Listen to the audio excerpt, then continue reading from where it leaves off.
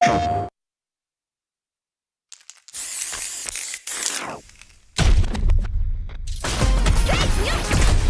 call, I answer. Pushing you on the scene.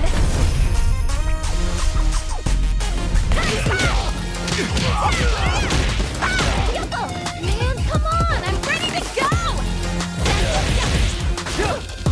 Calculated.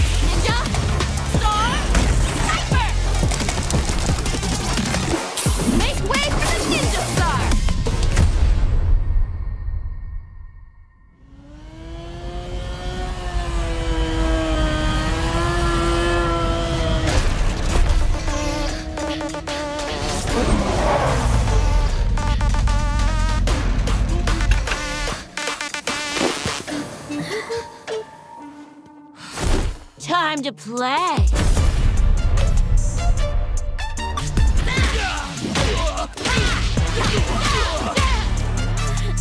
You gonna keep me waiting, babe?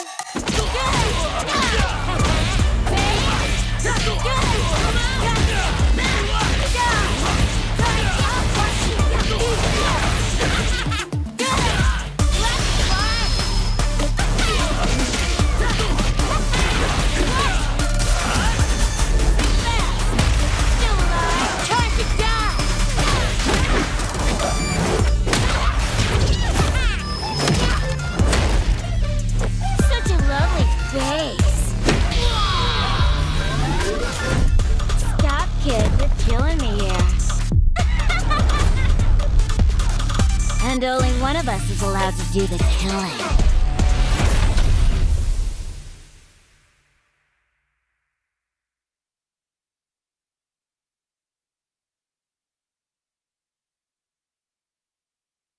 PlayStation.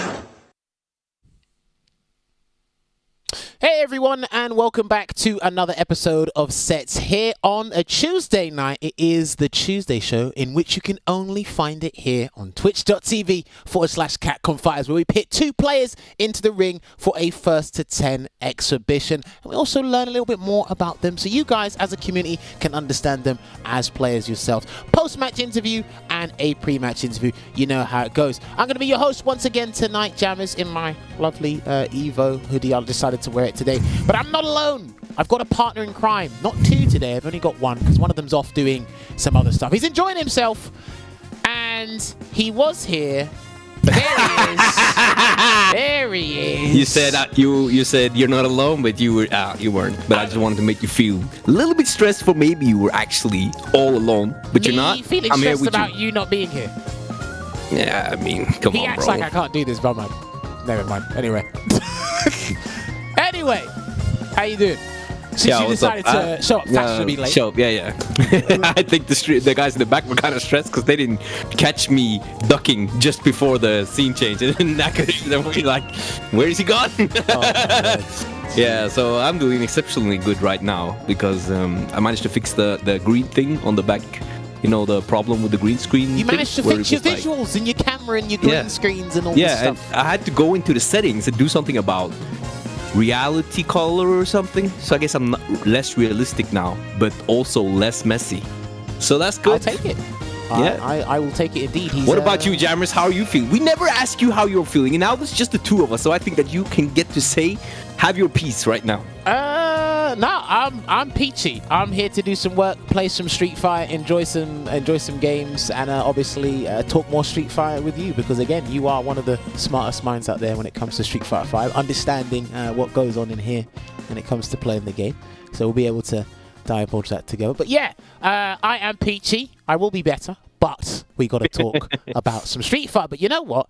Courtesy of Veggie. Well, actually, this was a combination of me and Veggie combined. Yeah. Because if you haven't checked Joint the fight forces. card when it was announced, this is what's going to be tonight's fight card. We announced it after SFL EU Week 7 yesterday, but this is the exhibition that is going to be played tonight. Richard, roll the fight card as he does it. Yes, ladies and gentlemen, you are looking at tonight's first to 10. It will be on the left, UpChainLord going up against CuhzlightYear. It is a birdie going up against Ibuki, a matchup that I basically classed as non-existent, only because you seldom see these characters unless you really dig deep into the Street Fighter 5 community. So, Veggie, before we move on to give people the rundown of how things work for sets, how are you looking forward to this matchup here? Because you've got the insider knowledge, do you know? Yeah, I do have the insider knowledge, and it's really funny. I'll try to make this really short. This matchup has always been complained about by Ibuki players, like a really hard matchup, like one of her hardest matchups. Okay. But then we remember in Season 4 when Birdie was a really good character and Ibuki was a pretty good character.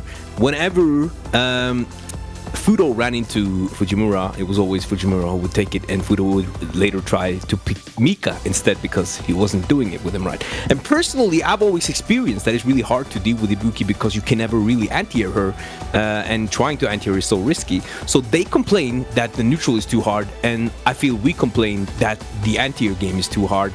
And I feel like they cancel each other out so that the matchup is way more even than either side want to say. So that might be something that we will hear from these two today when they talk about the matchup if we ask them, but that's at least how I feel, that both have a big problem in the match which kind of cancel each other a little bit out, at least in my opinion.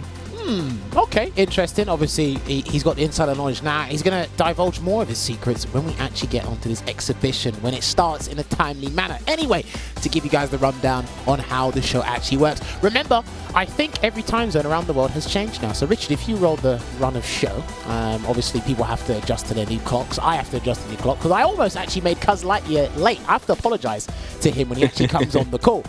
So, what we are doing right now is general Street Fighter news. We're just catching up on certain things regarding the Street Fighter 5 world. Some weeks will be pretty active, some will be more quieter than others, but we're going to be doing that for the next 12 or so minutes.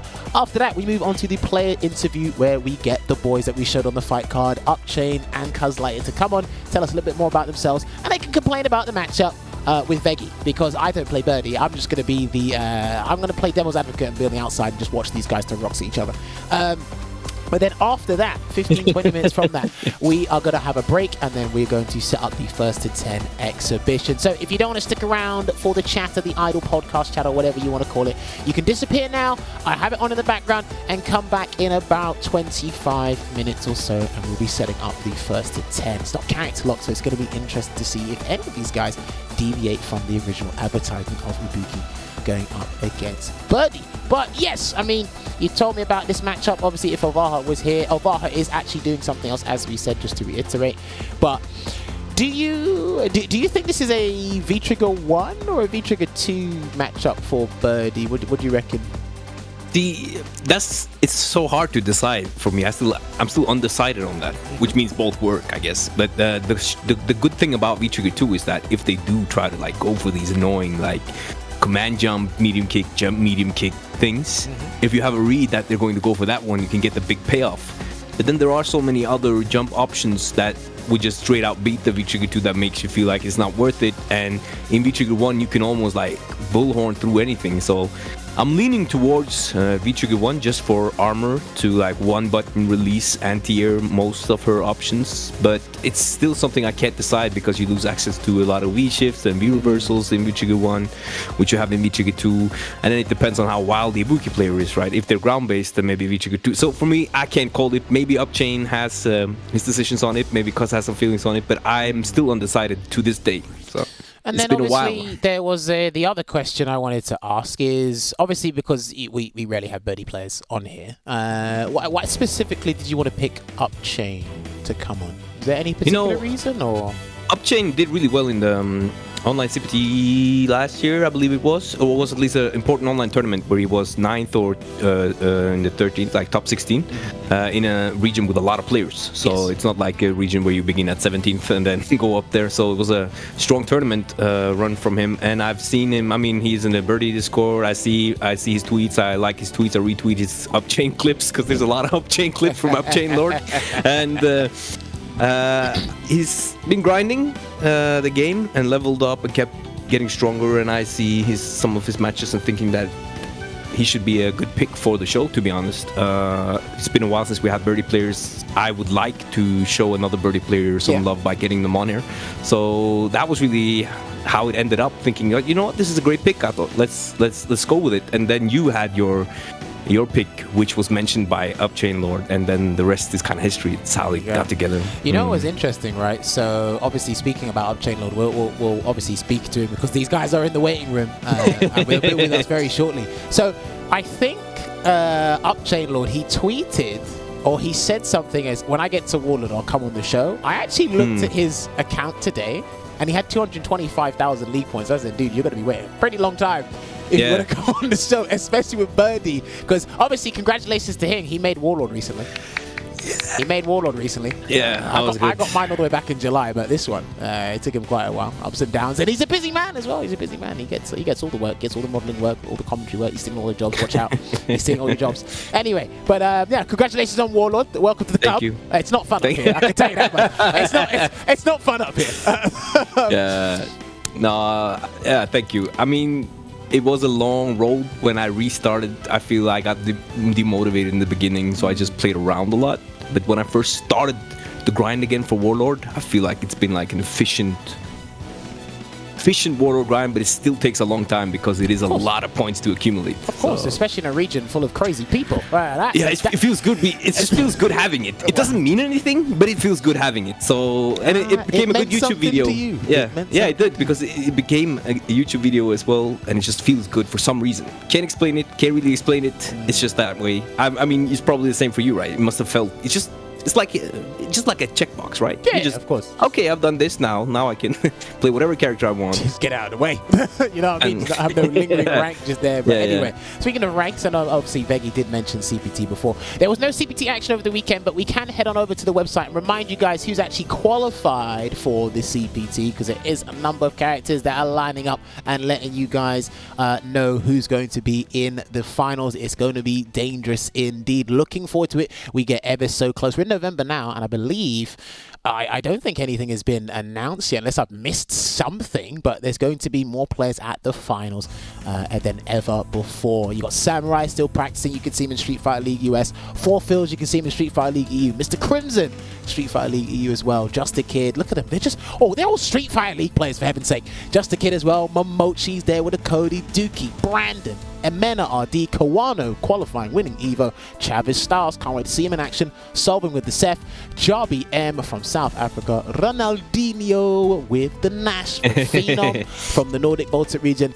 Takamura, Angry Bird, and of course the latest combatant to qualify is NL indeed, and his Luke is looking deadly. There's actually a new optimal post dunk combo I saw, which was from him, but I think Phenom might have done it as well, but I haven't been paying attention until today regarding that. But yes, these are the qualified players right now via the online Premier tournaments. But then if we transition over, we have some Salt Mine League results for the World Warrior, because EU East had their 5th and final tournament over the past weekend. Yes, this was it. Perfect. So we got to give congratulations to Kamal. He was inspired. Ending Walk has done something. He's done it for the kids. Do it for the kids back at home.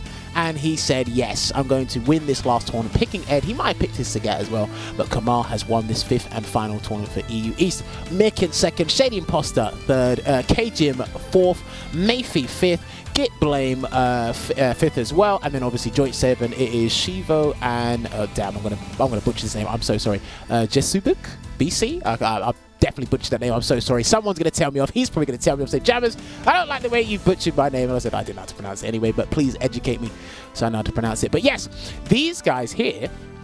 This is the 5th and final tournament, but what's happened now is there has been a regional final been locked and loaded. So we've got 8 players. The 8 finalists have been determined for the EU East region, and this is how it's looking. Mirkin is in the #1 seed. Kamal is 2nd. Shady Imposter 3rd. KG 4th. Git Blame 5th. Mayfi 6th. Shivo 7th. And of course, Darky using Luke 8th with the 65 points there. But again, these guys have been putting in the work and trying to compete. This is a big deal for this region, by the way. This is huge. This is a very big deal because I don't think anyone from this side of the world or this side of Europe has actually ever qualified for a CPT. Tell a lie. We had what was his name? He played Laura and he played Seth. What was his name? Papoy. Yes, there we go. Shouts to Papoy. He did qualify last year, but obviously the finals got cancelled. But I'm looking forward to this one just to see who comes out on top. I think this is a region, I don't know about you, Veggie, but this is going to be a region where there's probably more pressure than there is before because 8 of them have been presented this opportunity. Do you know what I mean?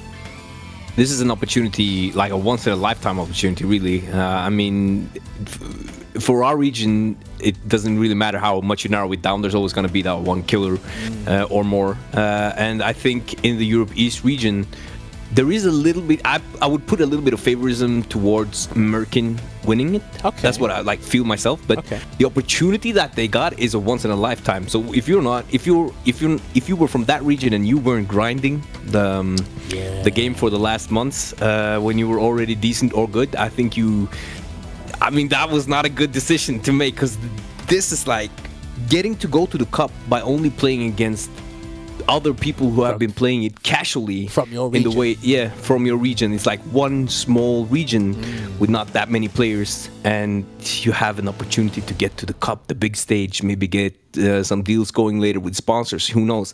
This is really once in a lifetime opportunity as an esports competitor. I think there's gonna be very few of these storylines as esports life progresses. Yes. Listen, I'll tell you what, because speaking of esports stories, we can't show you here, but like ending Walker, his win at UFA, that's pretty much everywhere on the planet now.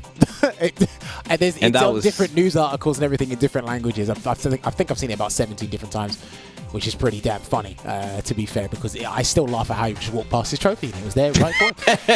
that would never not be funny for me. But, speaking of CPT, I think Richard wants to show this now. Speaking of storylines as well, NA East CPT is coming up. You can register for this now. Now, the storyline is who's actually going to qualify from here, because some guys have turned their characters choices to Luke. Other people, they're still up top, but it's not as easy anymore. And then there's a certain Dawson player in this region as well. He could show up on the day. So if you are from North America East, if you are residing in this region, get signing up now. Head on over to CatConfires on Twitter at CatConfires. Find out when the date of this closes, because you don't want to miss this. This is the one and only chance to qualify automatically. It doesn't mean they can't do it via World Warriors, but there's only 8 players for that spot. So please get signing up now. I cannot wait to watch this region, because it's going to be an absolute bloodbath to see. But then, of course, there's one more thing before we head on over to our players in the green room and start talking to them. I've got to congratulate you again, because you did something on SFLEU yesterday. You recorded your first win. Yes. Yeah, and that was about time. Now, but I can't do it. Let's go. Let's try. Do you want to try? Okay. We'll try. There we go. We'll do that. We'll take it. I feel like it was about time, because, there's been too many, not counting this year, because we're counting last year. There's been too many close but no cigars. There's been too many 1-1 games, 1-1 rounds that just didn't go in my favor. I mean, the stat could be so different if I was just better at closing it. So it's a relief. Finally, I feel like I played really shaky at the start of SFL. Yeah, you definitely wanted to say something else. Yeah. What? He bit his tongue. Don't worry, you bit your tongue. I like it. You're learning. Yeah, I've been playing really. I don't feel like I've been playing up to like as good as I want to play. Yeah, like as good as I want to play. But I hope to be able to bring more strength and resolution to the gameplay now. Have you seen the comments on that video yet? On which video? The SFLE yesterday. No, is it funny? Go right when we're done tonight's episode. Go have a look at the comments when we're done. Trust me, everyone's on your side. Everyone's on your side. Okay, good. Fantastic. Okay, that's really good. No, I haven't actually done it yet, and I like watching comments, especially. I don't know if you see my tweet about just watching comments when people are when they're not really that nice. That strengthens. It's like you don't care anymore. It strengthens you. You don't care anymore. Not everyone is strong-willed as you, love. Anyway. Oh, you're so kind to me. Always. Well, you're extra nice to me today, Jammers. I really Maybe I am. I had to do for Olvaha. I had to do like an Olvaha joke just for him. Okay. When you said that NL's Luke is looking good, I think Olvaha would have corrected you and said, "You mean his Luke is looking good?" And I felt like he's not here, so I had to do it for him. I mean, I would have the same face as you, but right now I'm just in his space doing his thing for him, so that you can give me that face, which I will send to him later because it's not to me. Don't ever feel obligated to fill in for someone's dead jokes. Don't take that wrong. It's not a good one. You don't get paid for it, and you're gonna be here all year. But anyway, I'll tell you who I don't want to keep waiting. I don't want to keep our guests in the Discord call waiting. So when they are ready, if we can get CuhzlightYear and UpChain to unmute their microphones so we can have a lovely chat with them for the remainder of time here, because I think there's an abundance of questions we want to ask these dudes and get down to the meat and bones of things. So let me find out. UpChainLord, CuhzlightYear, can you guys hear me loud and clear? Loud and clear. Yes, I can hear you. Yay, there we go. Fantastic. So, gentlemen, thank you very much for taking time out of your day to join us on the show in this first Thanks part. for having us. Yeah, no, of course, no worries. I mean, in this first part of the show, this is where we get to know you guys, find out more about your character choices and whatnot before we get you guys throwing shurikens and banana peels at each other, before you guys really get upset at each other's characters. But my opening question, it's a general one, but I like hearing all the different stories regarding this, is I really like to know the origin of people's names. So I want to go with CuhzlightYear first, because you definitely had that name before Snoop Dogg did his tweet a couple of days ago. You definitely had that name before he did it. So, CuhzlightYear, educate me on how this name came about. By the way, my mum loves your name. She was laughing about it all night. So, my mum is probably going to hear the origin. So, talk to me. How did it come about? Some people know I had a different name beforehand. Not going to say what that name is, but everybody knows what that name is. So I had to change the name because somebody reported me on Twitch. So I was like, okay, well, I'm gonna have to change it. And I could have like changed the letters around and used like a 3 or a 0 or something to try to make the name, but I would have been like, oh, they're gonna ban me again. So I had to come up with a new name. So I was just thinking, and when I talk where I'm from and when I do anything, I say cuz a lot. Like that's just how I talk. That's just how I am where I'm from. So I was just trying to incorporate that. So then I just thought about Buzz Lightyear, and I was like, oh, wait a minute, CuhzlightYear, that's pretty funny. That could be pretty good. So I came up with that one, and then everybody just seemed to like it. So it turned out pretty good. See, this is just me, because I literally don't know if that's just a West Coast thing, or is this just something, again, you said I just thought of Buzz Lightyear, I say cousin, it's like, yeah, we just meshed the two together. It's not a West Coast thing. This is exclusive to you, right?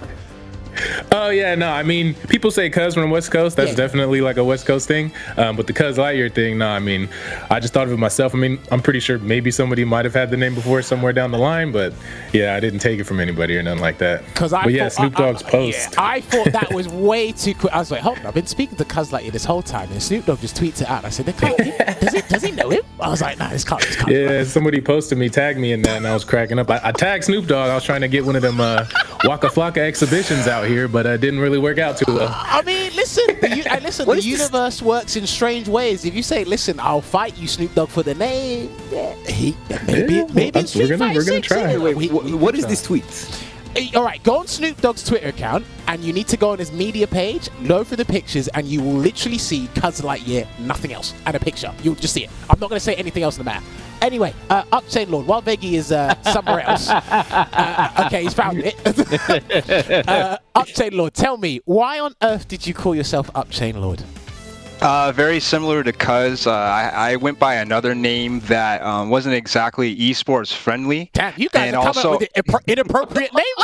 I mean, personally, I could be Jordan, Douglas, Grant, Alfred, Frank, but a lot of people have a lot of other interpretations of those letterings. So, from the very beginning, when I was playing Birdie, I wasn't really that good, but I had a lot of heart and I made a lot of reads. So I'd always throw up chains, not even as a reaction, but just throwing them, and people would get caught. So, so I'm in the Seattle area, and then so there was one of the prominent Seattle players named Nightmare 2450, godlike Nakawi player. He used to always, so he was very animated when he watches other people play, and he'd be like, "That's the up chain god right there," and so he's like really get into it. And so I got tired of people being like, oh, Jordan doesn't give a fireball and stuff like that. So I'm like, I'm just going to rebrand. So I originally was UpChain God. but I kind of tempered it just because I was kind of explained earlier. I have UK lineage. My grandma was from London, so I kind of like the lordship, and also the lordship Problem X is one of my favorite players. So I was like, you know what? I'm just gonna have the moniker UpChainLord, but that is the noun. So the verb UpChain is just the representation of making reads and also just having heart while playing. Okay, no, do you know what? I love the backstory. How simple and how deep they can be at the same time for both of you. And I like the fact that both of you, it was no pure coincidence that you both had inappropriate names before you changed them. That was great. You know, UpChainLord, if you want to rebrand ever to a Norwegian nickname, I could give you the UpChainLord in Norwegian. Oppoverkjetting herre. Yeah, whatever you said. Yeah. But can you give me the handsomeness? I think I'd rather take that. No, you already have that. You don't need that. Stop. That's yeah. Weird. You gotta make me blush off camera. So. Oh man, that's crazy. Nah, okay, you guys are the best. I mean, like, you know what? It's great to see. But now I've got a question for CuhzlightYear, because this is I had this thought last night outside of the CuhzlightYear pure coincidence tweet from Snoop Dogg. You do have a YouTube channel. I don't know how active you are on there. You play Ibuki, but I also noticed that you, when you played, or you had SF6 content on there, and you're looking at Kimberly. Is that correct? Yeah, that's what I'm looking at right now. Okay. She's the closest it could be. I want to see the rest of the characters for sure, but that's what I'm looking at. Now, my question is, are you a fan of ninja-like characters or ninja in general? Have I completely misunderstand that from just looking on social media? Oh no, I like ninja stuff. I mean, I'm not like super deep into that, but no, yeah, it's cool. Okay. I mean, has there been any reason you haven't really? Because I only see you play Ibuki. I mean, did you ever give Zeku a go, or is it just like who you just like as a character in general? So I played Ibuki in Street Fighter 4. So naturally, when she came in this one, I picked her up. I actually did try Zeku for like a week when he first came out. Wasn't really feeling him, but I didn't give him like a full chance. I do play other characters, but she's my main. I play Sagat. I can play Cammy. I can play Ryu. But she's definitely who I use for sure, and she's my favorite. Okay. Now, go on then. Oh, so, yeah. Do you think she's very different? Like, is her playstyle the same in Street Fighter 4 and Street Fighter 5, or do you think it's like vastly different? Oh, it's not even close to the same. It's completely like opposite. Like, so she doesn't have. I'm not sure how familiar people are with Street Fighter 4, but a lot of the mix-ups and the way she has setups and stuff, it just pretty much doesn't exist in 5. So she's a lot different. She plays almost like the Omega version of 4. With a little bit added. Yeah, which was so the neutral is not even similar as well either. Like the only neutral, yeah, because in Street Fighter 4 you would kind of buffer with crouch medium punch into neck breaker. Yeah, that's what you would use, so you can get like a hard knockdown. And this one you can still buffer with crouch medium punch, but you won't really get a hard knockdown unless you're buffering with light punch Rada, which isn't really the best idea. Okay, that's interesting. Yeah. Of course. Oh, you want I think it's interesting too. Then, yeah, when you kind of that loyal to a character, that even though the playstyle is completely different, you still stay with them. Is that just because you like to play the character that you're visually most interested in, or is this just because you started? Yeah, I'm just known for her, so I like to stick with her. A lot of people gave up on her when they nerfed her for sure. Took me a little while to figure out how to play her.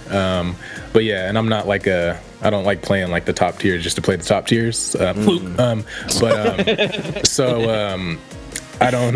like to do that because I could pick that character up. I could pick other character up, and people like try to kind of tell me to do that because like people tell me I have really good neutral, but I just can't. Like, it's just, I don't know if it's like a pride thing. I don't know, but I just can't do it. Well, I mean, that'd probably be the easiest way to surmise what you're basically explaining to us. Because look, Ibuki, to me, Ibuki is basically non-existent right now. There's like a handful of you, maybe 3 of you guys actively playing the character. But again, because I think you're Warlord rank, right? You've been playing for quite a while. You know all the matchups. Like with Ibuki, you know your stuff and you know how the system works. It's like, again, if we gave you like a Luke, if we gave you a Poison, if we gave you someone in the upper tiers, like your name would be cropping up and being shown everywhere else because it's like, this guy is pretty damn good. It's just, I just like playing Ibuki because of the aesthetic reason or how she works. But then moving on to that, because this is a question for the both of you. I want to get UpChainLord's opinion on this first. Do you feel your slept on as a player from the West Coast? Do you feel like people don't speak about you enough?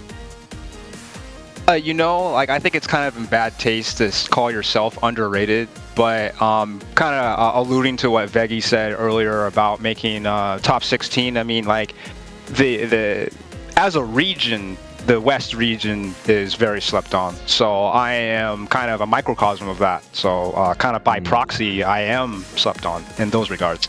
And even more so the Northwest and like the Seattle region, because like obviously everyone knows about Chris and Dr. Danny Pham. Like they're like S+ Seattle players, but there's so many other good Seattle players, including myself, that kind of don't get the shine. So that's why I'm very thankful to even have the opportunity, because like I feel as though like I don't get talked about a lot, and I do get compared to other birdies, but I love it because I love Birdie so much as a character that, you know, like I'm one of those people where it's like you can shine too. It's not like it's not monopolized. Like there could be like Veggie, like I have no problem saying, oh, Veggie is so good as a birdie, and then Mags and everyone else. Like I just love the character, and I just am very thankful to be able to kind of show and represent the character at a very strong state.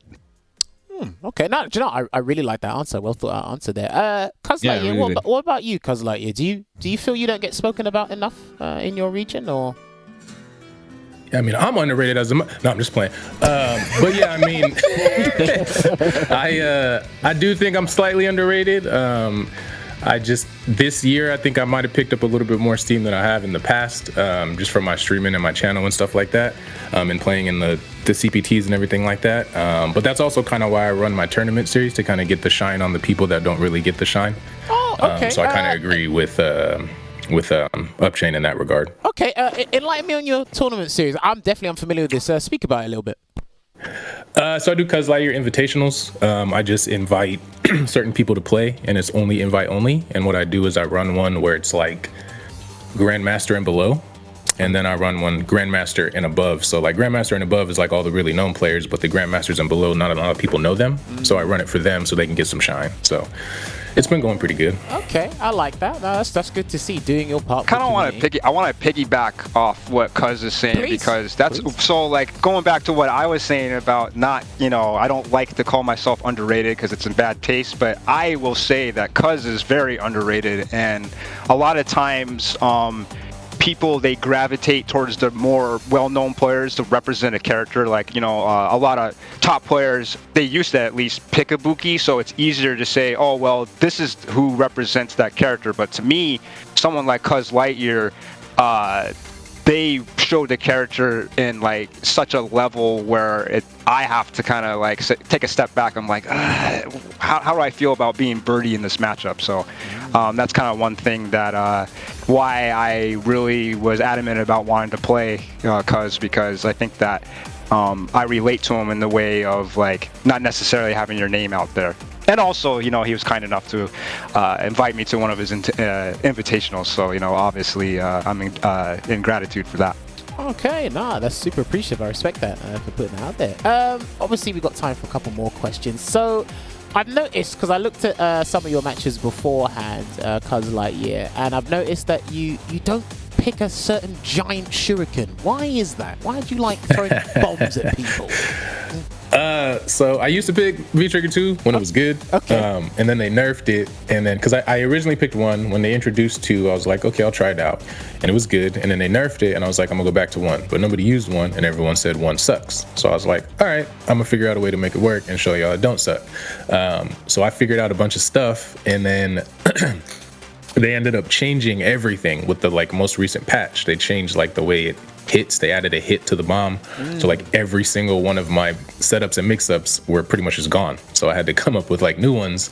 So I started thinking about going back to 2, but I was like, nah, I'm gonna figure it out. And but the main reason people use 2 is because it's +2 on block. That's what they say. They love doing that, which I think it's funny because V-Trigger 1 is +3 on block. So Well, I don't worry, really understand. you're not the only one. F-word keeps telling people that. It's like, you know, this is plus the block too, right? Yeah, it's the same thing. And you get 2 of them. So it's like, I mean, I feel like it's way more damage and mix-up potential because she doesn't get a lot of damage, so you got to go for mix-ups. But even if you don't do a mix-up, if you get a full combo into 2 bombs, that's a lot of damage. So, yeah, I'm just a V-Trigger 1. That's just going to be me forever.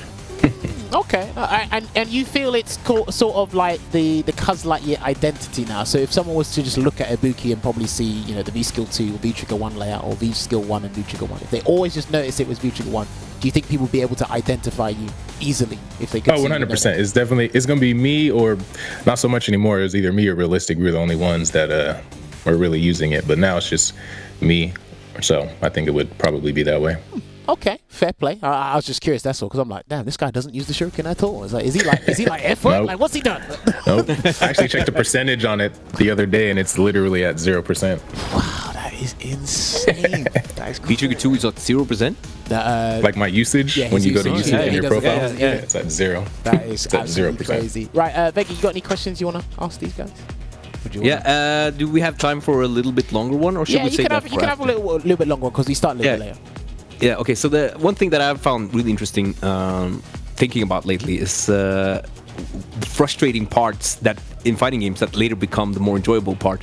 So I would like to know for both of them, what is the most frustrating thing you experienced when you were coming up in fighting games that you now really appreciate about fighting games? We can start with UpChainLord. Like for me, like I had to really like pull my own teeth to get in the mood to actually go to the lab. Like, you know, I didn't lab anything. I don't know if you've ever seen the movie Drumline, but like, you know, spoiler for that, he couldn't read music, but he could play the music. So that's how I played. So I didn't know anything about frame data. I didn't learn frame data until season 3 of this. So I didn't know anything about frame data, didn't like the practice, didn't watch my losses. I was just purely focused on how good I look winning and things like that. But now, you know, so now, you know, as time goes on, I realize that it's like, well, the reason why I haven't, you know, well, to put it in context, I started out for the first year when I went to locals and stuff going 0-2. And so fast forward 6 years later, I made top 16 at CPT. So in between that time, you start to realize like, well, these people, they're playing the same game, looking at the same characters, same frame data, same whatever, but there has to be things that separate person A from person B and like training. So that's probably the number one thing, was actually having fun, learning from my losses, and actually hitting the lab and like learning setups, frame data, and things of that nature. Wow. No, do you know what? I like that he's publicly said that. That was really like, yeah. I mean, That was deep. I mean, I think it's really cool that. So I guess Street Fighter 5 is like your first Street Fighter, yeah. Is that right? No. So I am, you know, obviously I'm older, so I'm you know, in my late 30s. I've played fighting games my whole life, so fighting and sport games. But as far as like actually the knowledge and stuff like that, I was just like extreme casual, like couldn't just. Okay. But part of it for now, like how it relates to me now as a player, is that I'm very stubborn. So that's kind of another representation of what UpChain is. It's like, you know, I'm still I'll die throwing that out. So like, you know, stubbornness, it's kind of it's hurt me, but it's also helped me because like it's helped me approach things kind of stylistically. Okay. CuhzlightYear, what about you? What's been the most difficult challenge to overcome that you now appreciate in fighting games for you? I'd say slightly similar to him. It's more back in the 4. Same thing. I wasn't like labbing or anything like that. I kind of was just playing and learning and figuring stuff out. And I remember the first time I started labbing, I heard people doing option selects, and I heard what to do, and I was like, sounds too complicated, so I just didn't do it.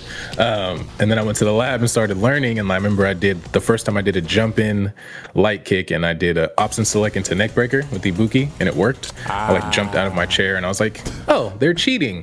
So that kind of stuff is fun, but the most frustrating thing for me definitely was accepting what Street Fighter 5 is and how it plays. There was one of the most frustrating, and it's a thing a lot of people have issues with when they're trying to get better at this game. And I try to tell them, I was like, you're gonna lose to dumb stuff, you're gonna lose to stupid stuff, you're gonna lose to people that you shouldn't lose to, but like, that's just part of the learning process of this game, and that's just kind of the way this game is played. So I appreciate it now. It just took a long time to accept that because you know what? Again, that's something that, again, like, props for you to come and say that out loud, because funnily enough, Veggie, I don't think you know this either. I used to actually tell some of the players this back in 2016 when the game was out, because obviously the game was in its infancy stages. 2016, we're all learning stuff, and I was like, look, this is what the game is. I said, people are going to have to use the word acceptance. If you can't accept this is what the game is, then don't play it. Like, that's it. Obviously, over time, it's because everyone here knows the game is drastically different now than it was in 2016. It took Veggie a while to come around.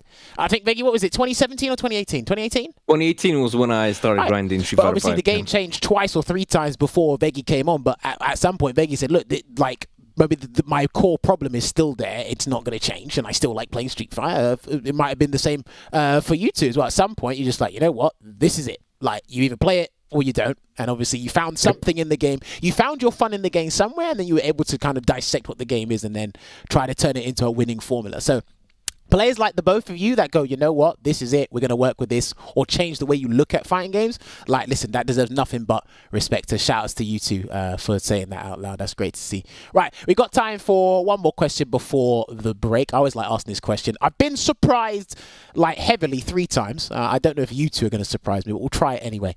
UpChainLord, you first. Who do you think the best character in Street Fighter 5 is right now at this point? I think Luke is, but close second is Sim, and yeah, well, there's not enough time for me to discuss my hatred for that character, so I'm just going to leave it at that.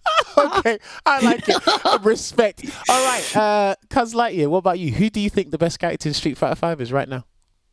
Yeah, it's Luke, man. I don't know how you can. I don't even know who you're going to use as an argument. Sim is a close second, I would agree, but the pressure and offense and just situations that Luke put you in is just, it's ridiculous.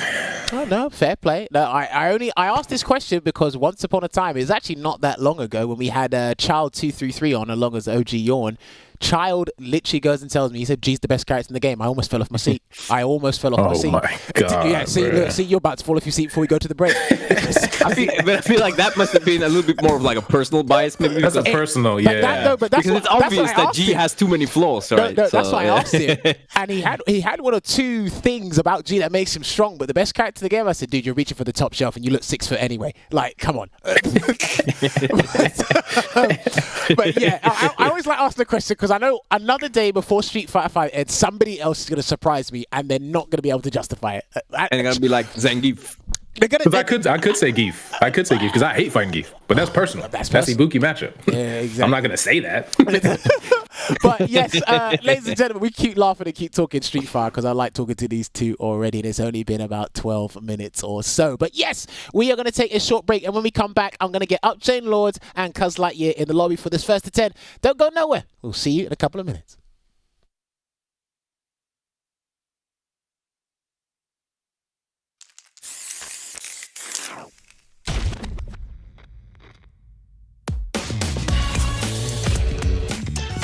So I've been thinking about strength, man.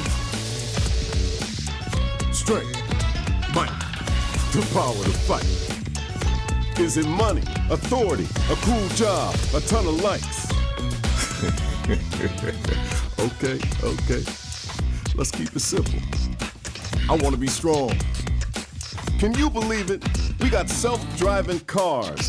The time's coming, we'll be taking rockets to Mars. And yet you still got folks out there using their fists and bodies to seek strength. Yeah, I hear you, man. We're all a bunch of fools.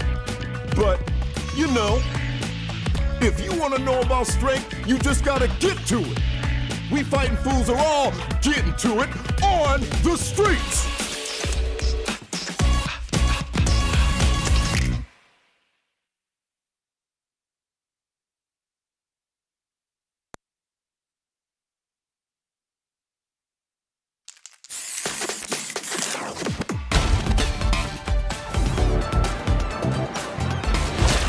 You won't know what hit you. Let me have some fun. Let's get this mission started.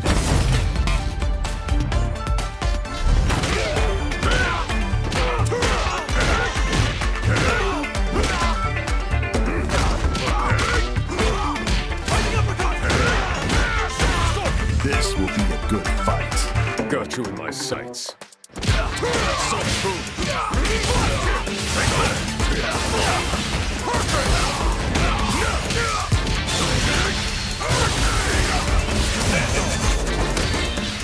Neutralized. Come on.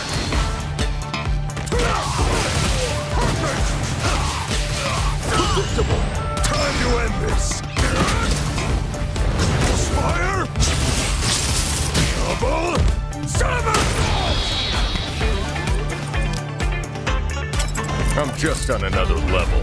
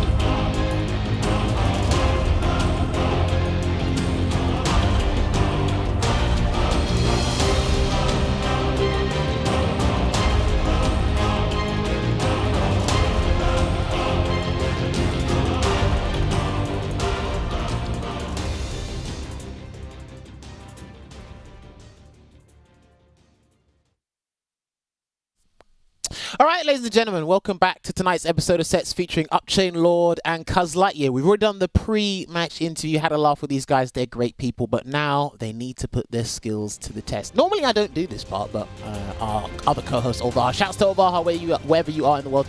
He's not here to do his job, so I have to fill in and do his job for him, you know? It's just how it goes out here. He said that with his chest, you know. There you go. You know what's been a long time ago, Jammers? Since I told everyone that I'm their favorite Brit. Yeah. You missed that? No, I don't. Someone asked about that the other day. Somebody did ask about that the other day, and I was like, you don't want that to come back. Yeah, and another thing, someone tagged me on Twitter to get a discount code that was only available to British people going to eat burgers. Literally. Wait, what? Yeah, someone was like, yo, you need to get me this discount code for some game, and it was only available in UK McDonald's or something. Oh, so they thought that I was actually from Croydon. Okay, I remember. Oh, God bless that person's soul, because he doesn't understand how the world works. You convinced somebody. I can't believe you've actually convinced somebody that you're from the UK. Right. I don't know how you done that. Favorite Brit, baby. I don't know. Yeah, for those of you, okay, because those of you probably didn't see the tweet. Someone actually tweeted me, Veggie, and I think like 2 other people about this burger from McDonald's. And Veggie showed me, and he said, I've done it. And I said, what have you done? And he said, this guy thinks I'm from the UK. And I was like, you're such a idiot. Anyway, sorry. God bless Sorry. that person. Oh my days. All right, so we have got UpChainLord going up against CuhzlightYear first to 10. So Veggie, do you agree with the EV system loadout first of all? Yeah, I think you don't really... Oh, nice check. I just want to commemorate that check because not a lot of birdies do the stand light punch into the bullhorn for the check, which is where you get the real reward. So I really like to see that so early from UpChainLord, just being on point with that. When it comes to the V-skill for birdie, I think V-skill 1 just doesn't really... You don't get much from it because of the kunai on the ground and stuff. Oh, there you have that. That's where it starts to mix up from the air. Not a big punish, though. And it looks like he's taking a more defensive approach here, because I actually was watching a couple of UpChainLord's replays. He's I understand what you mean before by his neutrals a bit sporadic, where he had, well, wake up, command grab, the classic for birdie players on defense. I see it. It works. And he goes, woo! And the classic for birdie players on defense trying to close the round. I mean, I have lost a lot of important rounds in my life doing that. But when it works, it feels so good. And I commemorate UpChainLord. Yeah, and he tried to have that hard read on the up chain. Do you know what? Was a good one. I do feel if it's not going to close out the entire first to 10, he's going to close out around with the up chain. I reckon it will happen. Nice reaction. Oh, for sure. Yeah. Okay, so blocks. Yeah, so there he kind of like made Ibuki use that EX bar to stop his approach, which is kind of a good trade-off for just using a bubblegum, right? You get the V meter if he blocks it, and you also force that EX, which is something just like a win-win situation. Oh, he's waiting for V-Trigger 1. God. Yeah, he's waiting for V-Trigger 1. He's going to take this mix-up. I think he's dead. He's dead. Oh, he's dead. Yeah, he's done. That is a super in itself when you are in V-Trigger 1. One of the strengths, and I mean, so little life on Ibuki's side, I would say. So yeah, that was an amazing, dominant first game, really, from UpChainLord. He's really confident in that game, in that matchup. It looks. Well, first of all, in the first game in any set, first to 2, 3, 10, wherever, you have to set precedents. Both players have to do that. UpChainLord has done that. He's shown the command grab options on defense and in neutral as well, and he will do it when, again, Birdie has one of the scariest corner games in Street Fighter 5. Personal opinion. I'm speaking to a Birdie player and I will say it in his face, but... No, it's really good. When you knock down in the corner, you're definitely scared. So that is especially V-Trigger 1, because you have that throw loop on some character and a fake throw loop on others. Oh, what a crush though. Defense gets the hanging chain, goes back to neutral, chews some gum, and he was able to block in time as well. But a reaction is something that CuhzlightYear is going to have to pay attention to over time. Throw will do it, Throw will do it. Over time, CuhzlightYear will have to stop using the V-Skill 1 to build the meter for trigger, because UpChainLord will just react to the X-Ball Horn, or if he's in V-Trigger 1, due to the armor properties as well. Definitely is, and there we have. He's trying to start a nice jump out now. He's going for the bubble gum. He's like, oh, I thought it was going to come. Oh, it was almost, that was not too far away from getting that conversion. Okay, just wait it out. Here's the thing, this is where I think Ibuki struggles. And I think it's not just against Birdie, it's big bodies in general. Because her reward for whip punishing is slightly weak. It's much weaker in the game now than a lot of other characters. It's what do you comfortably whip punish with? Crouch medium punch into her Kazakiri? Do you go for a wall light rider? How do you catch some of these buttons? That's what's a big deal for him. Yeah. See? I mean, oh, nice check, but he does not convert. That was great awareness, knowing that you could just jab check it. And he misses that jump in, but finds the cross up. That is the tricky range, the annoying range to play against. And there's that throw loop-ish. Right, it's guess for game after this. Yeah, it's guess for game. Oh, no. No, he did the one without the Oki. He was not holding the horn. So he's definitely giving another chance for CuhzlightYear. Does not need to take a big chance to kick off the activation. That was something that was integrated in the last version of this game. Slide into V-Trigger 1. She can only do that with V-Trigger 1. And my word, does that help out. Nice usage of the EX horn. That's got to go. And he fights. I don't think he wanted to do that. No, that must be the same input as the EXDP. You definitely, I don't think there's much. I mean, you get some more damage, but you don't get much more, so there's not really any point in doing it right. He can't use the EX kunais now, so he's going to have to play earnestly for a little while UpChainLord has the advantage. I really hope they sort something out about that in SF6. I really hope they do something. So one thing to think about as Birdie. Oh my god, there's that crush. And let's see how it's gonna be. Yeah, I like that he's just keeping it out. That kind of has to respect the bubblegum just afterwards. There's an activation though. He went for it again. I kind of like it, but this is dangerous. He might bullhorn. No! Oh my god! But no damage. All that work for no damage. All that work for no damage, Jarvis. No, I'm telling you, right? You can't... Listen, CuhzlightYear said it earlier in the interview. Ibuki is a mix-up character. You cannot tell me without... You have to sacrifice minimum 200 damage from these bomb setups to prevent Birdie from just doing wake-up bullhorn. You have to do that. You can't do that whole sequence and think he's not just going to blow through the armor. Come on. Am I the only one who saw that? I mean, you have the double jab. You have the back medium punch. Can Ibuki do it though? With a She standby can punch? at least do the back medium punch and convert. So Can she do that? Is there enough time? yeah. Back medium punch beats every armor except for maybe EX Bullhead in V-Trigger 1, which is the... I think that's something we're going to check a little bit later. 18 frames on the regular horn. What a jump in. But I think to make this matchup annoying for Birdie, you have to be one of those Ibukis that constantly mix up your air approach, close, jump, kunai, jump, medium kick. There you have it. And he missed times. He didn't believe he would get the hit, and he got it. And that throw was too early, and that's why UpChainLord could throw him back to the corner. Do you know what's beautiful about that? Beggy was literally explaining what Ibuki should do, and CuhzlightYear was doing it until he got thrown.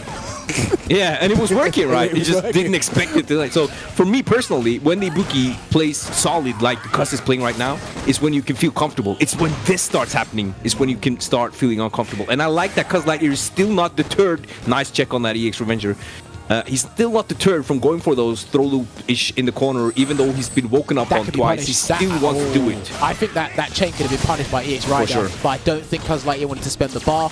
V reversal out of there.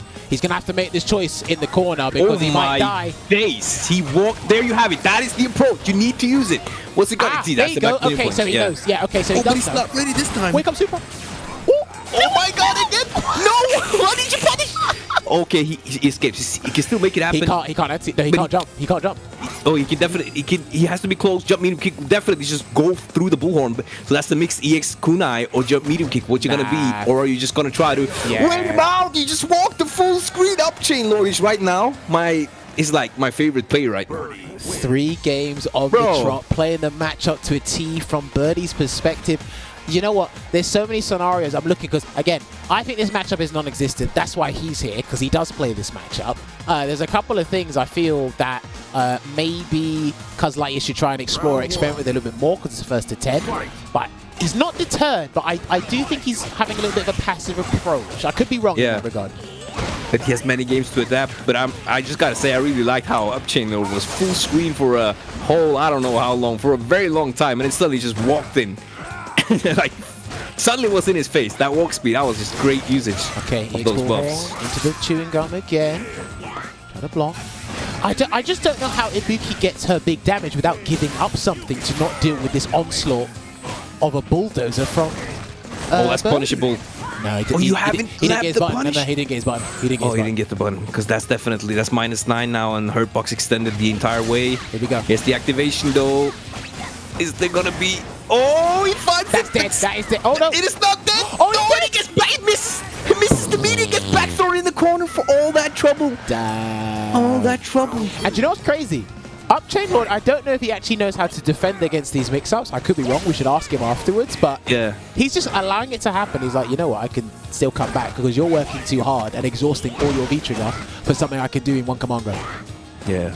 So there's been a lot more aggressive button presses right now from CuhzlightYear. I really like this approach, but he finds the throw. Oh, and this time it's not ready to check. He checked it earlier. And again, he's missing the meaty. There's something about, I don't know, there's something about this. CuhzlightYear has been missing meaty throws quite a few times. Good check. Oh, nice. Do you know what? I like that he checks that, because I feel I feel not enough people check that, to be honest. Yeah, I agree.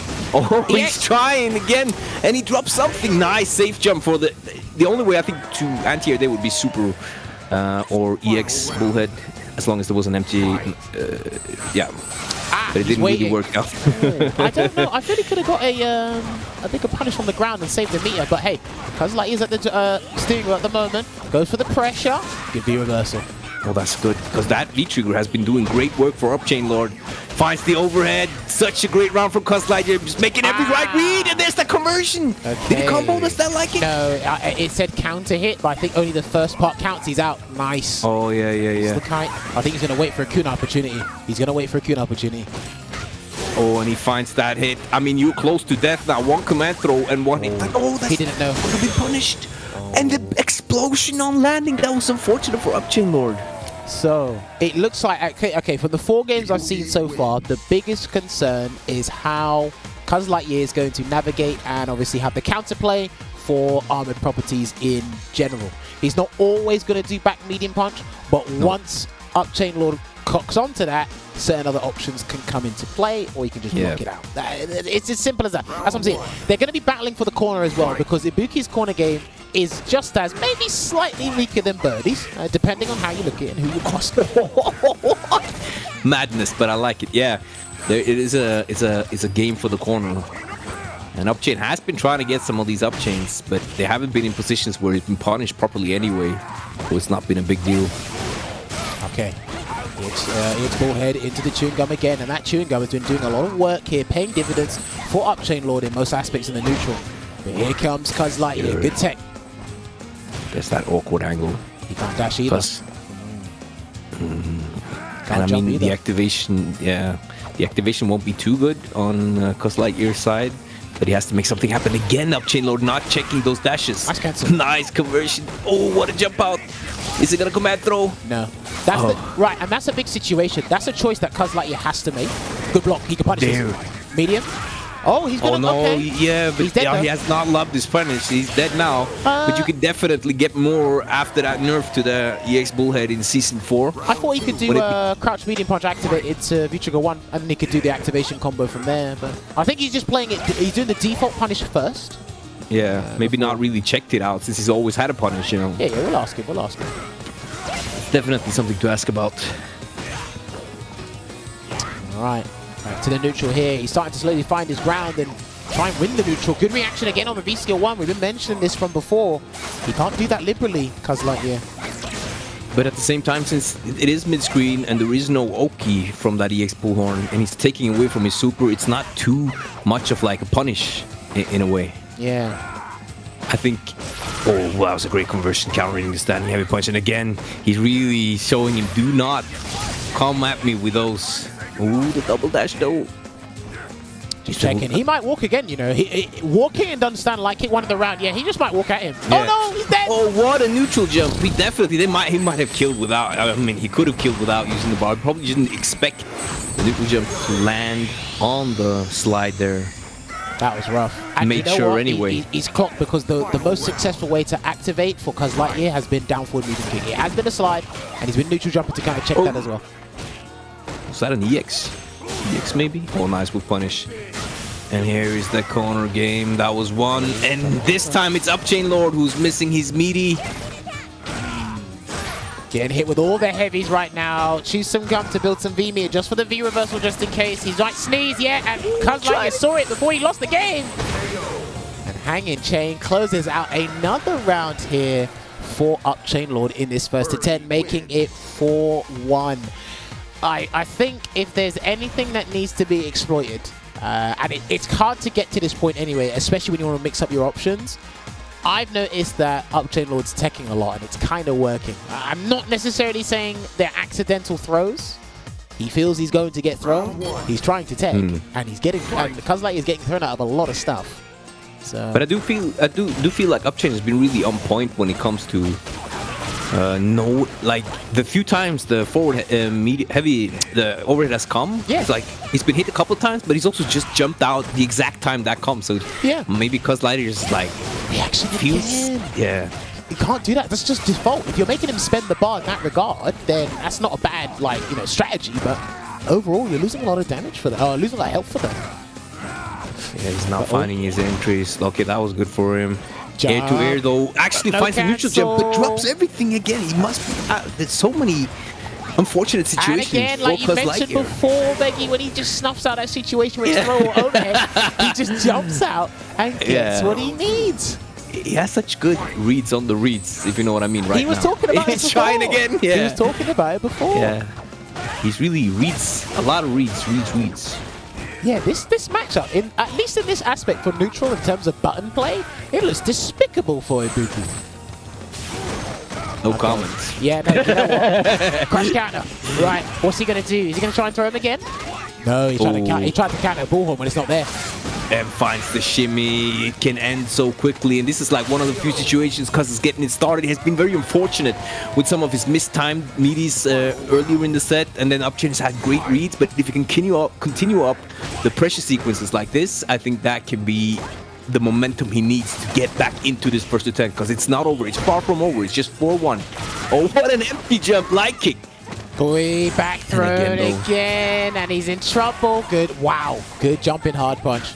Luckily escapes just by a slither there. Does CuhzlightYear goes back to the mid screen, and again he's picked V-Trigger 1, but it hasn't really helped him as much as I'd like to see it help him. Well, I think maybe the V-Trigger 2 could add some more danger. The whiff punishes on the buttons will be stronger. You will have more access to them. So maybe it's just that this matchup, it might not be as strong. Losing the reversals. Oh, great. Gutsy. What's it gonna be? Are we gonna see a wake up super? He was baiting. No V-Trigger is gonna come from UpChainLord, but he still has the super. So any one hit is really big right now. Okay, I think he's waiting for the trigger. Overhead. Oh, finally gets the right read, but did not have much. Right, he got him. Oh my god. The classic. Oh, it was gonna give eventually. You finish. I forgot about it until I saw it right now, Jammer. Here's what's crazy, right? So if he teched, or I think if he jumped forward as well, the kunai release is going to catch him anyway. He barely had any health to do anything, and you don't have any armored moves in the air, only your jump attacks. So it was completely fine. Good play there on CuhzlightYear's part. Slowly reducing that deficit. Still looking like a chore. It's a bit of a struggle there. That roundhouse has been doing so much work, giving him so much reward on defense there. UpChainLord. Yeah, it really has. His usage of the heavy kick has been absolutely mesmerizing. Jammers. Oh, tries to get that sweep on the stand fierce a little bit too late, but Cuz is really getting into form right now. Finding the timings, better at the timings. Easily managed to corner him this round. Quick corner. Oh, but he had the EX though, so no Oki. Nice counter. That was a really nice counter. It keeps, at least if Birdie blocked that, it would have kept him in place. Nothing would have really happened. Ah, and he got him! Oh, there he gets it, finally! Oh, and he gets a teabag as well. If I was Cuz right now, I would be getting ready to drop some mix-ups. I'm telling you, oh wow, he's dead. That happens. No, that will happen to people. On occasion, it will. When you back that, you'll try to jump, slightly walk forward, do something, the chain will catch you and you won't like it. I say that from personal experience, by the way. Yeah, I know. I know you say that from personal experience. Alright, okay, that was interesting. Oh, great though. I think it's great for Cuz whenever UpChain uses one of those V-bars. Check. No super conversion. I really understand that, because that would have been low damage, but at the same time, we'll get to that Oki. What a crush. Right, if he hits him now, Ibuki's dead. I think CuhzlightYear should not jump. I don't think it's a good idea. It's ill-advised at the moment, and he tried to check it. It didn't work out. Here comes Oki. I think he's still looking for it as well. And he jumped. Good timing. What a jump. Good timing. That was so good, and the activation is there. Has to hold that, and tries to tech. That was sneaky. No, dropped it again. No! He tried to V-reversal. That was a V-reversal. That forward hard punch was a V-reversal. However, for sure. CuhzlightYear was very greedy. That activation combo in the corner, if he got it right, it would have killed. He didn't have to get reset, but I think he needed to do that just to get some psychological advantage there. And what a jump in. It's just like the timing is so good in Cuz's favor, and he has such great reads going into this. Another good one. Oh, he tried again. UpChainLord at the brink of stun. Misses the meaty for the activation. Nice air to air though. He's really good at those things that I'm not very good at. Watch out. He might be looking for EX Bullhead. It's activation. You have to block that. There's a throw. There it is. Here it comes. Oh, that could block that. Okay. Now here comes. Oh, too far. Gets the activation. Has to kill. And finds the kill. It's suddenly like, it feels like to me that Cuz is just getting more into the groove, like more comfortable, calm down a bit, and finds better timings to do the stuff that he needs to do. He was just getting countered, and it was looking like a 9-1 matchup for the first, like, 5 games. And now it's just like evening out. He's finding the right reads. Yeah, it's not getting outread as much. It still looks like a strenuous challenge. It still looks a bit difficult, but again, we're seeing V-Trigger 1 come into play a little bit more, starting to get a better understanding, on UpChainLord's gameplay. However, UpChainLord, I've got to agree with Veggie, man. UpChainLord's defensive choices and how he's handled a lot of this situation with Ibuki has been phenomenal, and he's going to take this round if he spends the bar. There you go. One. And then, Oh no, Oh, she's not okay. dead. Well, This- that's why you're sitting next to me. Yo, he just found that crouching light kick like that. That was really beautiful. Jump in. Oh, tries to jump into that. Had the air approach been stoppable, I would have agreed with the Ibuki players that this match is bizarrable. I think the air approach is what makes it doable. I see what he's doing. Okay, reaction to Tenrai again with the EX Bullhorn. Yeah, CuhzlightYear needs to be careful with this corner game because he's looking for the command grab and wake up. That's why he jumped before. There's this throw. He might do it again. Watch Another him. one, maybe. There's another. Yeah. Another right. one. Good block. Oh, try the overhead. Nice that he blocked it out. And this is too far for any command throw. Oh, Checking he's it. doing the walk-off light kicks. The light frame traps. I mean, Okay. it's not too far away, you know, UpChainLord from a kill because he has super soon. So he needs like one more heavy Ooh, and then I a think he super thought a button was conversion. coming out. Yeah, I think he thought a button was coming out. That's why he went for that Bullhorn. Quite. But you know, Jammers, he's one medium punch with punish away from taking the round. Luckily, nicely done by CuhzlightYear though. But this round was far from over on Birdie's end. Could he have done a raw ball head on reaction into super and that would have killed? Or that would have done a lot of Maybe. damage anyway. Yeah, maybe not killed because you only get half of the bullhorn, but Yeah. you would have to be looking for the overhead anyway, I Yeah, guess. yeah, Oh, great usage of the stab medium kick Yeah, to dude, stop the that jump. roundhouse, I think the roundhouse still does 100 damage, or is it 90 or something? So, It's- like, that's still hurting. It definitely is, and the conversions that he's been getting from it's been great as well. Nice slide. Gets it started. It was looking so rough in the start. Nice anti-air as well. He's trying to look for And I think that is a win when he gets him to use the V reversal. UpChainLord has been so strong with his V trigger 1. Right, he's going to have to do Activation slide is coming. activate. He might have to go for slide activate, but UpChainLord might be looking for it. Reaction. Oh no, that was unfortunate. We're really close on live. He's Here it gonna comes. get an activation. Oh, what is going on right now? Nice, but he does not have that V trigger as we spoke of. He spent it already. He can throw another bomb. I think he might have to He throw the can. bomb raw. I think he has to just throw it raw. I don't And think he's there's going to no do meter. it, but... And there's no meter. UpChain He's has dead. to hold this. He could not do. No, Was he that the heavy dropped. version? I don't think it was. I'm not sure. There's a bomb. Kick it back, kick it back. Let's go. That was too funny, and I mean, I feel like it's really anyone's game. One kunai left. No punish with the stand like it. Punish. Oh, but finds that kunai. You know, that was so close. And the way they play football, the Do you know way what they it was? play He did football. so he held back and hard punch and hard kick, and that's basically the longest duration for the explosion. I think that's 7 seconds or something. So you're gonna kick it back and forth, and you think it's the middle version, and it isn't. And it's like They nah, were come definitely playing footsie. on. Oh, they're playing. No, they're playing. Keep it up. Good old football game. Keep up, baby. One tap or whatever it's called. Oh, he had a conversion there. Cuz try to use that quick rise, weird animation to get button, but UpChain too solid on the meaties. With suddenly at 4-4, and it's just looking like CuhzlightYear is finding his form. A lot more good timings, but UpChain also has his own great timings, and what an air-to-air, just keep him cornered. Nice combo. love it. Throw will do it, and he got the frame That trap. was too good. No, that was too good. What Nah. was that? What a way to And, get perfect. I My love man it. I did love- something I've never seen you do before. Bro, I don't even know why I'm here, to be I honest. never seen you do that. My man did chewing gum in the guy's face and it worked. Oh yeah, like that? No, that was good. I think Dude, yeah, is Cuz he didn't about have to the do bar. something You know? that's never been done on the show. Is he about to do this? No, he's not about to do it. Is he about to do it? Okay, he's not about to do it. Oh, almost. If you're talking about the double perfect. Yeah, of course But I this would. is where it gets started. Oh, no punish though. Nice, meaty, safe slide. Keeps the pressure up. Keeps him in the corner. I respect that reversal. Keeps him in the corner. It's the first one we've seen. Here's the stun. And- What's the and reset he going to be though? He snuffed out that empty jump light kick. Crouching light kick. Okay. Stays in front. Another empty jump light kick. We go. Oi.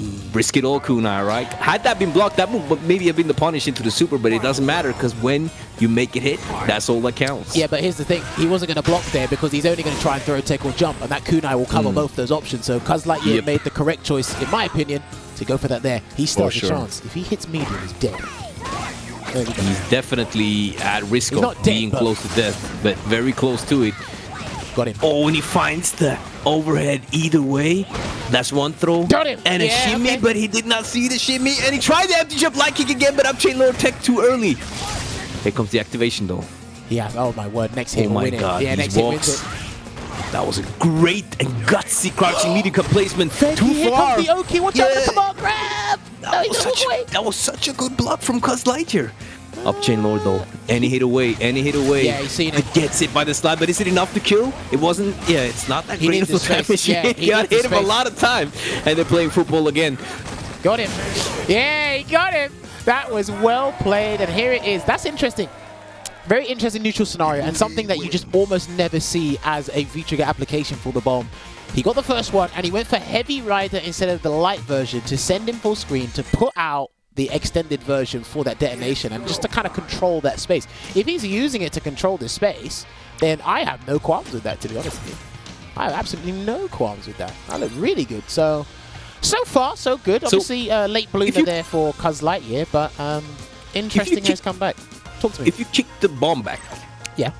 Is it yours then, or is it still the so Ibuka players? it's not like Urian when he reflects a fireball back, it becomes his. It's not like who else? Okay, so we don't get it. Who else can you steal? There's something else you can change. Oh, it's escaped me right now. There's something else you can take and it becomes yours. Right, you can't. There you go, Cody when he swings it back with the pipe. That was it. Yeah. It's not the same as Cody's either.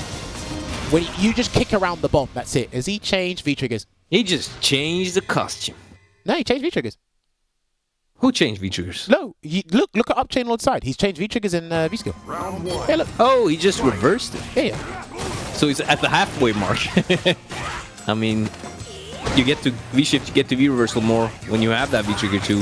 Yes. And you get access to that cross-up anti-air. So those are really great things.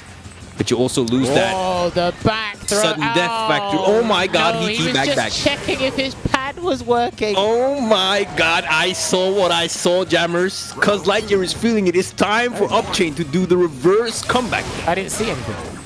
Shouts to Shuckle for letting me know that I completely forgot that Manat can reflect things as well. My brain's just not with me today. Abigail can, yes he can if he trigger one. Well, he absorbs it.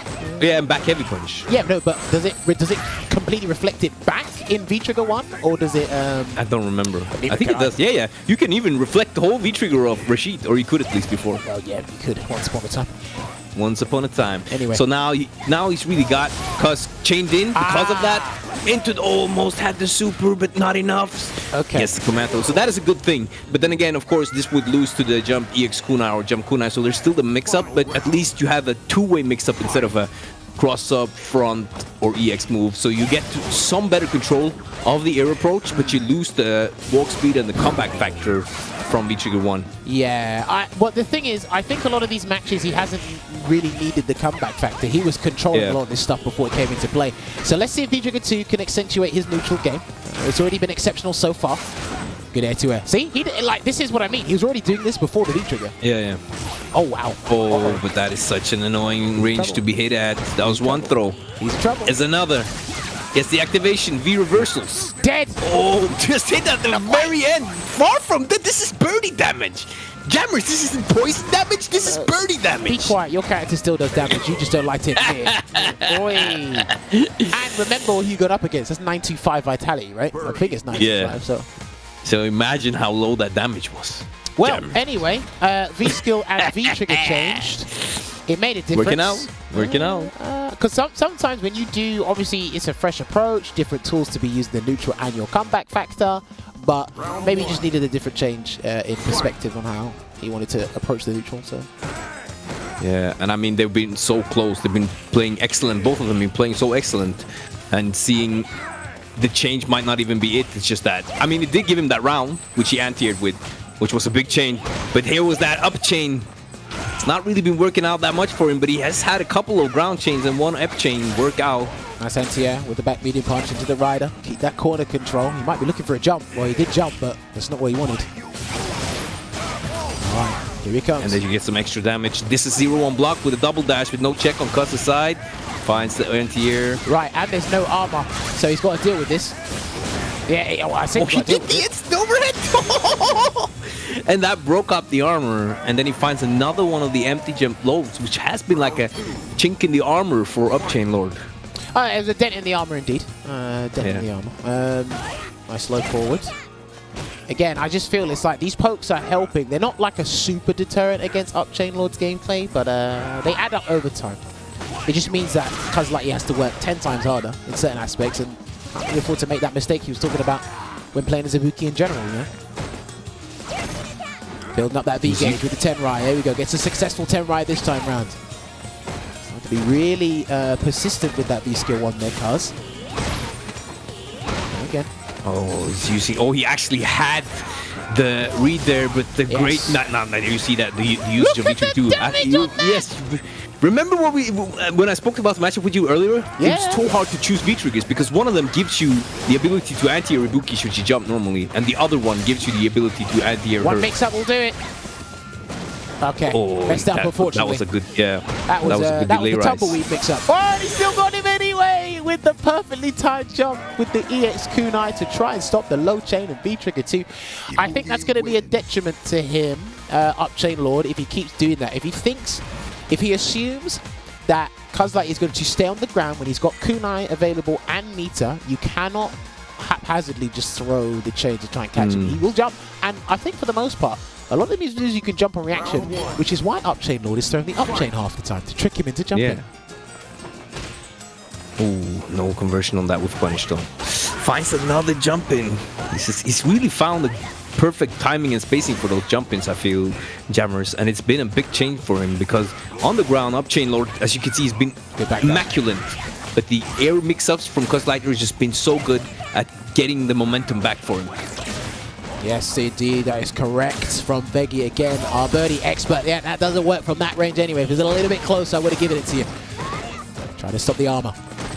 But now though, he actually got him with the stand fierce to the low, but he's trying to stop it. And the stand fierce, no way, he's trying to activate after the stand heavy punch, and UpChainLord probably smelt it, going into that mid chain for the counter hit conversion and the kill. Definitely great awareness on UpChainLord's side. Right. Nice whip punish. Whip punish. That looked pretty late as well, actually. Yeah, you can do that quite late when you're used to the spacing and timing of the opponent, for sure. Got into Splurge the bar, so no super is available, so you can't get a huge early life lead. Nice reaction again. That travels further than I thought it did. Overhead. Here it comes. Here we begin. Another tech. That was a great check, but no conversion on the check. Reaction again. Nice. Uses the V-Trigger though, so now you need to get a big hit, but I mean, a stand fierce now should kill. Should it convert? He needs the ball though, doesn't he? He's got it now, you don't. Yeah, you don't. Okay. One stand fierce as this will be like 400 damage, 389. Oh, he's trying to shimmy in, no dice, that's going to be dead though, and he splurges all the resources to take that round and take it to a final round in this next game. UpChainLord's looking to make it 6 apiece, but CuhzlightYear is looking to kind of strengthen that lead. Oh, nice block. I would have crashed medium pressure and lost the round already. That was great patience from UpChainLord. He's really good at not anti-airing at the wrong angle. He's been good at blocking and air-to-airing a lot. I think that's really impressive parts that he's shown in this matchup. Of course. As well as his, the Cuz now a lot more confident in just staying there, you know, just sitting there. Back throw. Oh, UpChainLord, you have to make this count. All right, anti-air. I think he tried to do a delayed attack as well. And he's dead. Yeah, that's dead. We're looking at 6 apiece here. Ladies and gentlemen, this is what we're talking about. Veggie said you got the choices. The V-Triggers do the business. Now what happens is, because this V-Trigger's here, he identified that CuhzlightYear is jumping a bit too much. I'm going to capitalize on at least 50% when I've got the right resources. Now will this force CuhzlightYear to stay on the grind and allow him to win from there? This is where the mind game really happens. And it's very interesting to see because I wonder if CuhzlightYear is going to be deterred from jumping, or will he still be stubborn? Will he still be adamant on landing that EX kunai? I think he should jump with the kunais when V-Trigger 2 is there, and then be more like accepting that you might get EX horned. Yeah. He might have been thinking that UpChainLord was in the next layer going to try to like EX horn when he had V-Trigger 2.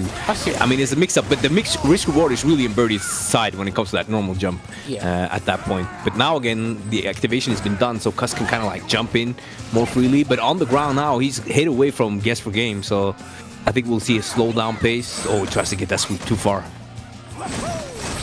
Alright, tools him in with the chain, gets hit with the overhead, activates off of the medium kick again. Here comes the mix-up. Oh, good block. That was fantastic. That was absolutely fantastic.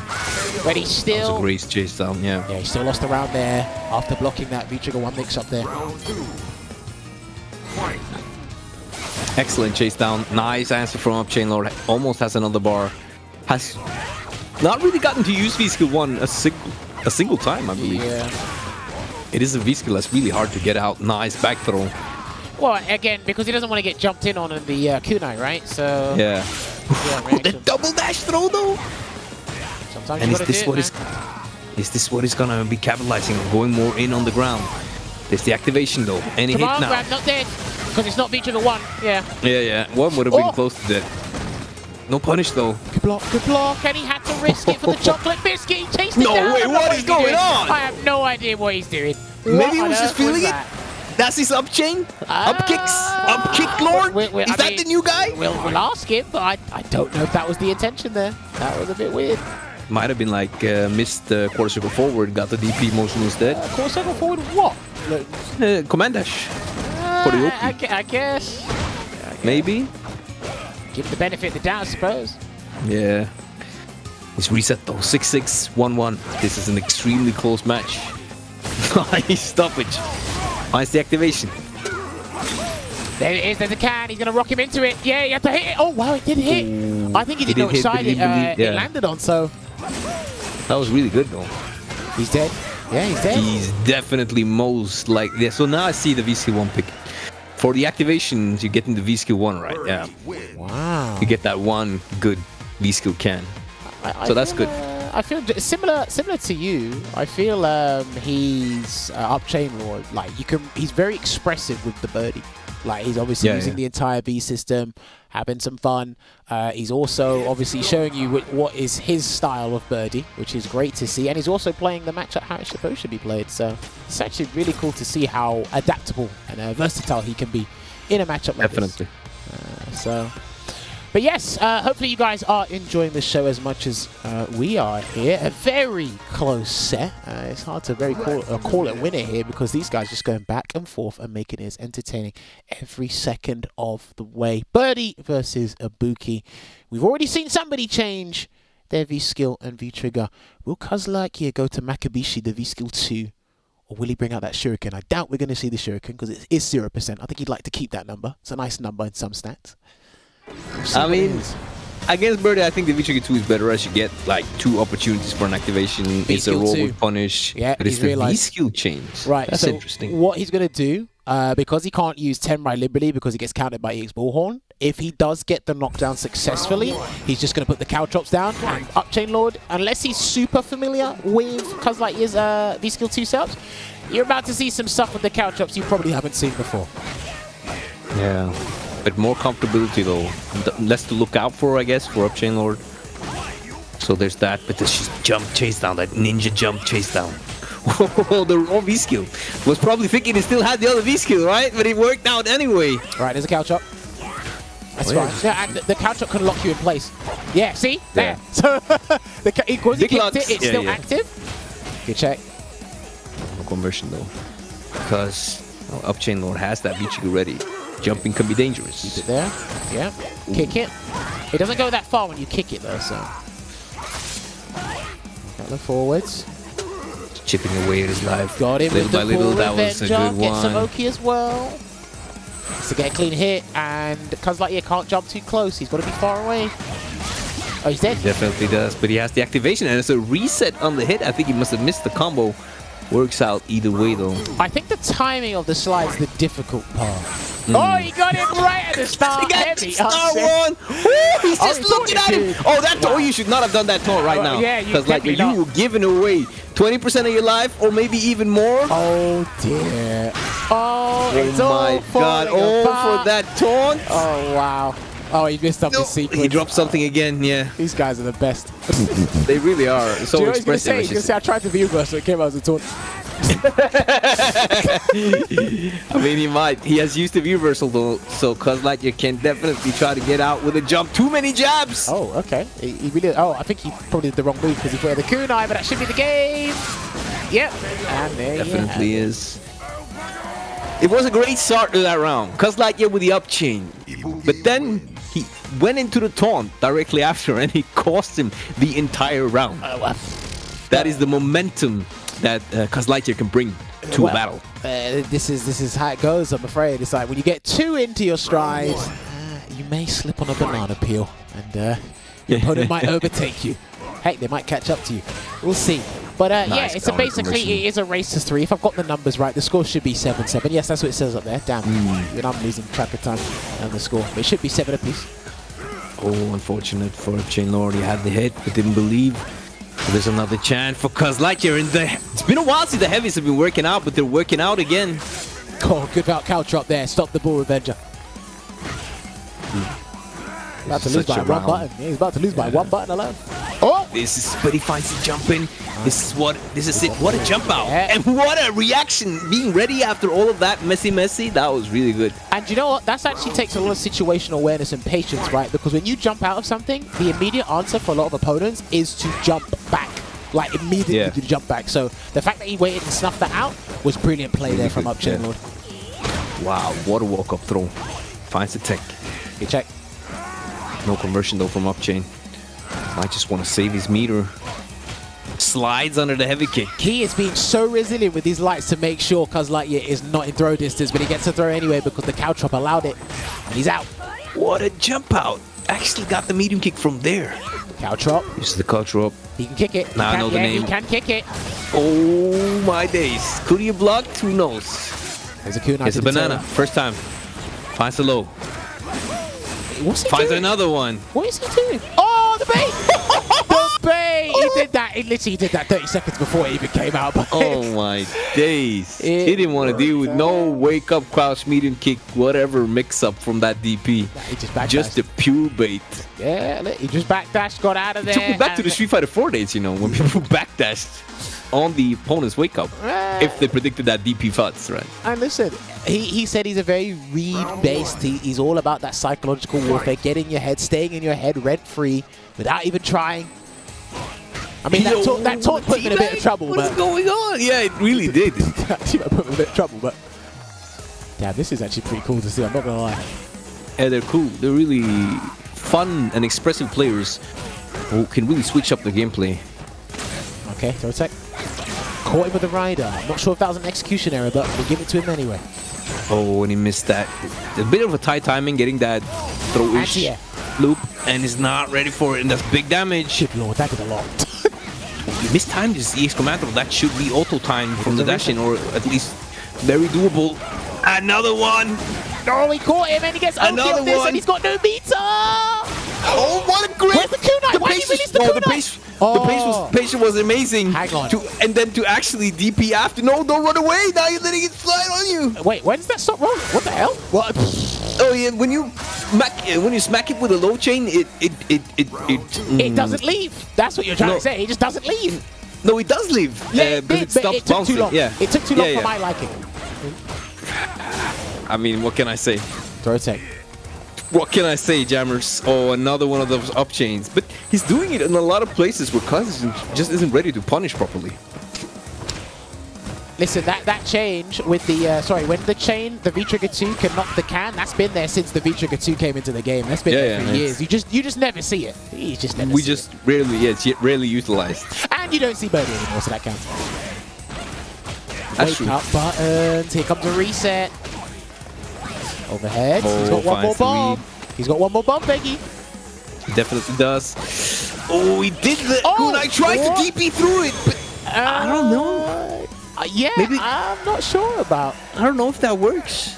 No, It was a nice try, though. I'm not sure if he wanted to. I think if he recovered in time, if that's what he thought. He lost the bar. Oh, finds another one of those revenge trips and he's hit on the recovery frames there. Oh, this is strong. UpChain is running away with it again right now. He's really slowed down. Cuz does not want to give him that last game lead. Here comes the pressure. Here comes the guesses. Try the heavy kick. What? The empty jump low again. He remembers. Okay, gets the anti-air. Oh, another There. one. That was a ball hit. That was a ball horn. It definitely was. must have Now, if you jump, you will lose. If you do a regular jump, finds that activation though. Banana is there. Watch your feet. Watch your feet. He actually can't do anything because EX Bullhorn on reaction will work. Oh, Okay, that's fine. team. Right, that's gonna be bouncing for a little while. Yeah. Oh, he got him! He finds it. He has to block. He has can to punish. Yeah, he has to hold this. Oh yeah, that's true. Cause I wasn't really watching like you were. What's it gonna be? All that work for no damage, as I like to Just say. forward. Yeah, he tried. Oh my God, no! Sneeze. Ooh! suddenly so close. I don't know what happened. How did he get back in it? That was amazing. How did he get back in that round? CuhzlightYear never gives up. He's just like Buzz Lightyear, only he's a Ibuki player instead. He never gives up. He's in a foreign world, out in space, fighting against this weird space alien called Birdie, and he doesn't give up. Just keeps going in, and he will come back. I don't know where you're going with that story. Eternity and beyond, or whatever it is. To infinity and beyond. I don't know where you're going with that story. You try to make it like compelling and keep people engaged, but you lost me from the moment you said it. Oh man, you're the best. You are the best. No, you're the best, my bro. All right. Suddenly so, it's like even again. I think it's it 8 was apiece. looking Is it so 8 good. apiece? Yeah, It's 8 8-8. apiece. It was looking so good for UpChainLord, but right now, CuhzlightYear, he's been fighting back for a long time. Had the lead. Now it's even again. All right, there you go. Someone said something great in chat. To the corner and beyond. I wish I was that smart, like that good. If I had those bars, I don't know. That was amazing. You'll get there eventually. Tech. Oh, he's trying to really catch him, Tech, and he gets the stun eventually. Builds the bar, and he's able to get the slight edge in this exhilarating close set here. Damn, Ovar had to go to a concert for this? Damn. He's definitely missing out on one of the more, like, matches those sets that you don't get to see a lot. Yeah. That is really interesting. And I'm loving how they both slow down and speed up at different intervals and how they're making it work. And now UpChain is back at that. He's been so good at catching that dash from Cuz. Knock it out, kick the couch up. With a heavy kick. Keep it simple. Nice. Reversal crouch, immediate slide. Well, he started to challenge and try to react to the empty jump. Yeah. It still is a bit difficult for a lot of players to react to empty jump lows because we have quite a number of players that do that in the European region. But a lot of people might not have been able to deal with that because that used to be a very big thing in cross-Tekken, by the way. So. Yeah. Okay. No kunai to kind of keep him in his tracks. Here comes the can. But he uses that couch drop to keep him cornered. Oh, no conversion, though. That was unfortunate. That would have been the game. Hit a bit too high. Sweet. Bringing him in with the chain, just wants to take it, And I think, just like you pointed out before, good observation, he tried to do slide activate again. He's not respecting that a button into the low chain can be a frame trap depending on the button. He has to do reversal. If he wants to do that, he has to do reversal. Yeah. He doesn't want to risk that as well. Oh, this is really strong position early for Cuz. I was thinking maybe we would see that super soon. He needs... Nice. Gets out there. Good check. Tries to bait something with a backdash. Just walks away. He's been blocking that stand hard punch a lot. Good spacing on UpChainLord's part. Okay. Ooh, I wonder if that was an EX horn that became a regular horn. He spent 2 bars now. Life is more even, but no super threat. This is not... Oh, that's not what he wanted. He wanted back medium punch, and he got execution error, and he's going to be stunned.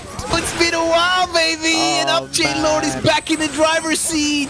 That was unfortunate because that was literally it. There wasn't too much to separate the two in that round there, but again, execution errors get severely punished in Street Fighter 5, and you'll know about it, and so will your health bar. That's unfortunate. That was very unfortunate. You hate to see it. You hate to see it.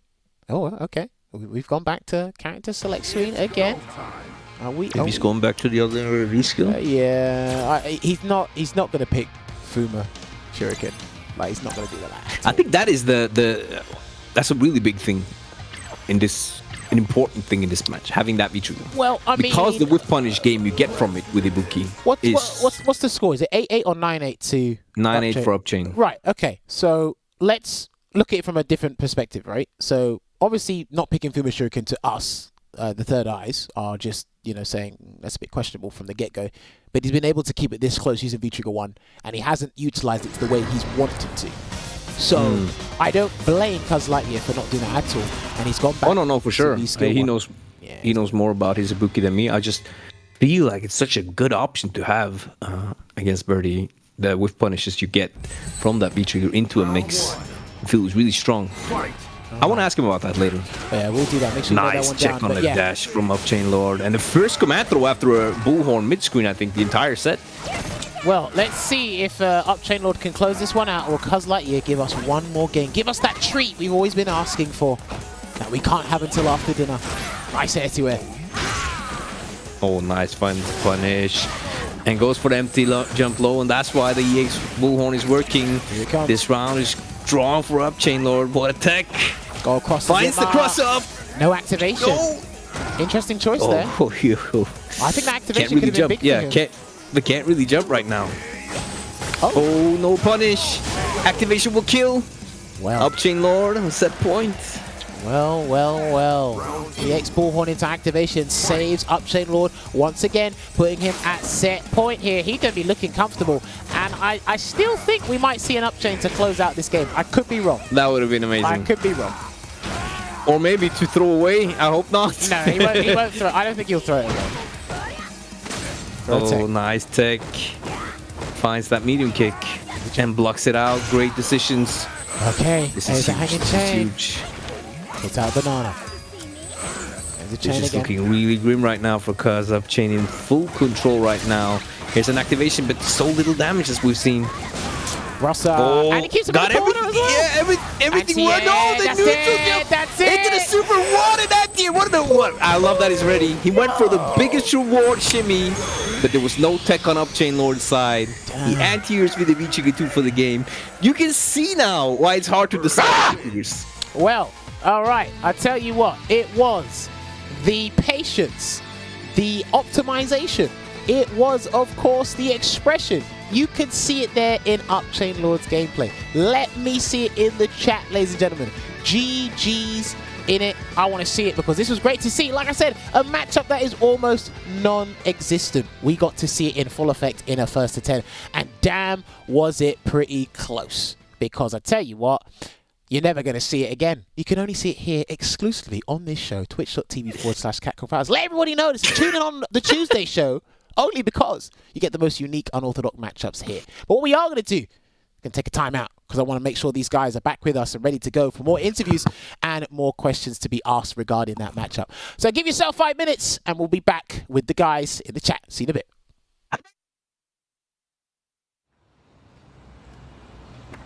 Keep coming, keep coming, keep coming. No, hey, stop! Watch out!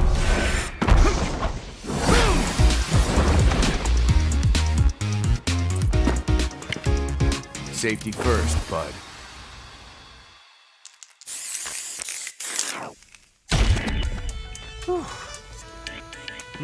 You my new recruit?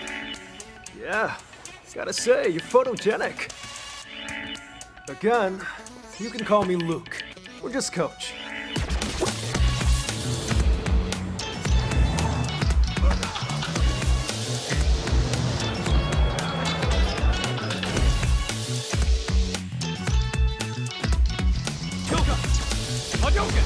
Spinning bird kick.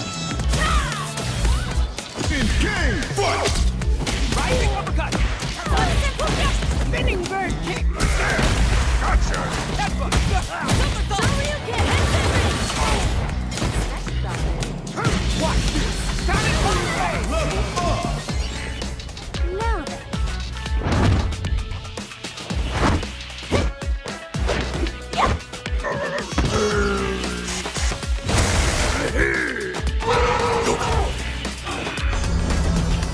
Jungle House Edelman frozen from his age! Shall we begin? Showtime! Step into the ring! Don't expect me to be a pushover.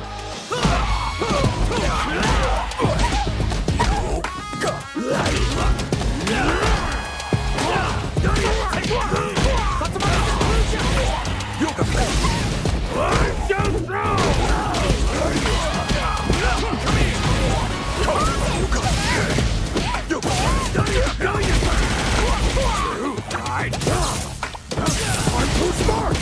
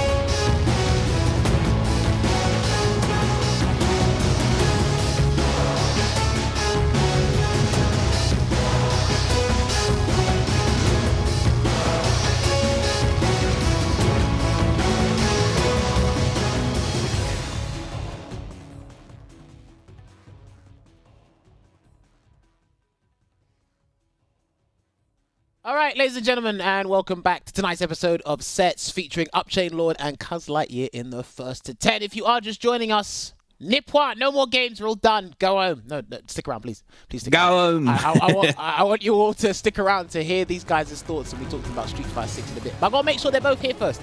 So, CuhzlightYear, UpChainLord, are you guys back loud and clear?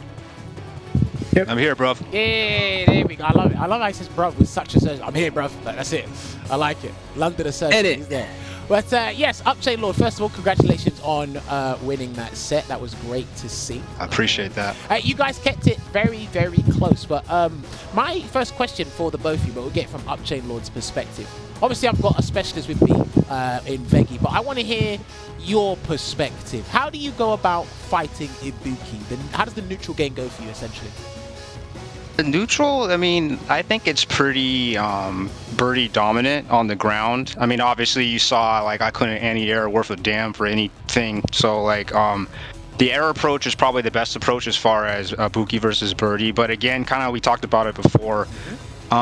It's based off the V trigger, like that bomb V trigger. I mean, I've labbed it up, down, left, right, you know, all of it, and I still can't.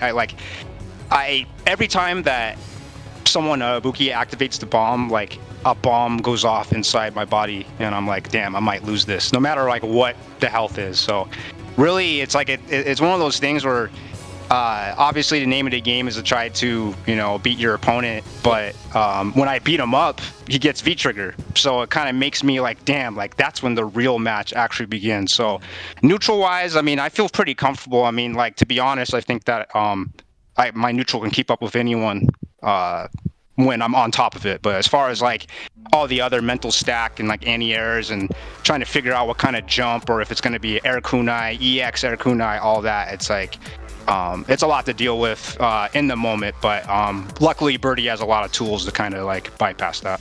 Yeah, okay, no, it's pretty interesting. I like that the confidence when you said, you know, it's like when I'm on point, like I feel my neutral can compete with some of the best out there. No, that's great to hear. I like that. CuhzlightYear, what about you? What about your perspective on this matchup? This looks pretty tough. It looks like you're doing a night shift and no extra pay to get half the damage Birdie does. Am I right in saying that, or do you feel Ibuki has a winning way in the neutral? No, he wins neutral free, but it's definitely a tough matchup. I have to just try to get in and stay in when I can. But yeah, it's not an easy matchup at all. Okay, and then there's a couple of situations I noticed. Because you're using a 3-bar V-trigger, there was times where UpChainLord, he did bullheaded to V-trigger on block, and you kind of had a decision to make whether to eat the mix-up, and if you guess right, you can activate your V-trigger, or you could V-reversal away, because obviously you can V-reversal that activation. What were you thinking most of the time? Were you just saying, I'll take the mix-up and try and guess right, or were you super scared of that mix-up? Talk to me. No, I'm just trying to take the mix-up usually. People that watch me, I don't really EXDP that often. That's very rare that I use it, and it's also very rare I use V-reversal. And I do use V-shift, I do use V-reversal, but it's in extreme situations. In those situations, I'm not really worried too much, because I mean, if he just command grabs me, it's whatever, I'm not tripping. So most of the time I'll just take the mix-up in that situation. Damn, do you know, I respect you for saying I'm not too worried when you're playing a character that's got below 950 vitality. I'd be worried from the character select screen. That's just been playing it forever, so I'm used to it by now. That is crazy. But yeah, no, you know what? I've got to ask another question as well. There was something Veggie noticed. I think your punishes were a little bit weak on EX Bullhead in V-Trigger 1. You did reversal DP, but I think Veggie said you could have got a little bit more. Is that something you labbed, or is that something you just know from like the previous version of the game? If you could enlighten us on that. No, I mean, any version of his bullhorns are punishable by heavy DP. You just have to do reversal timing. Okay. I just missed it a couple times. I actually missed a lot of things. I was getting I'm pretty sure you saw me. I got DP and neutral a few times too to lose a round. So I was just missing some stuff. Were those quarter circle forwards? No, I was just trying to do. So what happens when I play a lot is I walk back and forth a lot. So when I'm walking back and forth, if I try to walk back and forth and then because I was trying to do medium kick slide, sometimes she won't do that and she'll do DP because of like negative edge or the shortcuts or all that stuff. So I do get that sometimes, and it happened twice in a row, which was super annoying, but it happens. Okay. That was crucial as well. So that was very unfortunate. Yeah. Yeah, because like Very bad. 2 times in a row too. Yeah, and look, do you know what? We've said it before, and I'm pretty sure both of you guys as players experienced this. It's when you have an accidental input in a game like this, when your opponent doesn't really care and they have 50% on the table to land. It's just like, yeah, I lost because of an accident. That wasn't your fault per se. So it's unfortunate to see. So this is an impromptu question for you, CuhzlightYear. Similar to, I think, who has this? Dalsim has this. When he does, and I think Abigail has it. When he does down back medium kick, a different move comes out. But if they did down forward, they'd get their crouching medium kick. Would it have been easier if Ibuki's slide was like maybe a down back input instead of a down forward input to allow you to walk forward? Or are you not really fussed about it? I mean, if they change the input, it would be easier. But I mean, I'm so used to it by now. It's just it's just my own self. Like sometimes I'll even be walking back and forth, and then I'll try to back medium punch anti-air, and because I'm walking back and forth, I'll get Rada. It's just me and the way that I just got to work on it. It's my own fault. Do you play on pad or stick or hitbox? I play on stick. Okay, so obviously just the freedom of movement, you're more likely to get those execution That errors, accident, so. yeah. Yeah, of course. Because I've started training hitbox, but I don't know if I like it or not yet. No, do you know what? I respect that opinion as well. Now, obviously, going back to UpChainLord before I hand it over to Veggie. Veggie, having him sit next to me is really good because he just notices everything about this character, which is great to see. He mentioned something regarding the V-trigger choices. You can pick between winning on the ground and having a comeback and just dominating or covering the anti-air option basically 10 out of 10 times. Is it safe to assume you swapped your V-trigger UpChainLord because the kunai approach, the jump-ins that CuhzlightYear was landing successfully, just getting in, and obviously when you change, you're winning? Is it safe to assume you swapped your V-trigger because to cover that approach, or...? Yeah, absolutely. I mean, like, not necessarily because of the EX kunai, just mostly just the cross up, because, you know, any birdie knows, like, birdie has a lot of blind spots. So, like, towards the end, like, because, no pun intended, but I was really nervous. So when I get nervous, I miss anti-airs. So, okay. I was missing a bunch of anti-airs. I couldn't differentiate between what kind of jumping it was. So, like, when in doubt, you know, like air-to-air fierce, like I really love that. Like that's one of my favorite moves from birdie.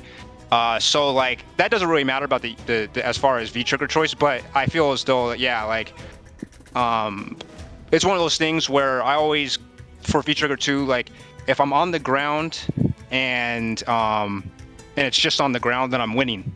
But if they jump, then all it takes is one time. So you know, because that's like 400, 500. Yeah. So that to me, yeah, the V trigger is just and also it's 2 bars. You know, I'm pretty liberal as far as like V reversals, V shifts. You know, I don't really V shift as much because I kind of forget the mechanics in the game sometimes. But like, to be honest, like, you know, like to me, I would rather, you know, try to, you know, birdie.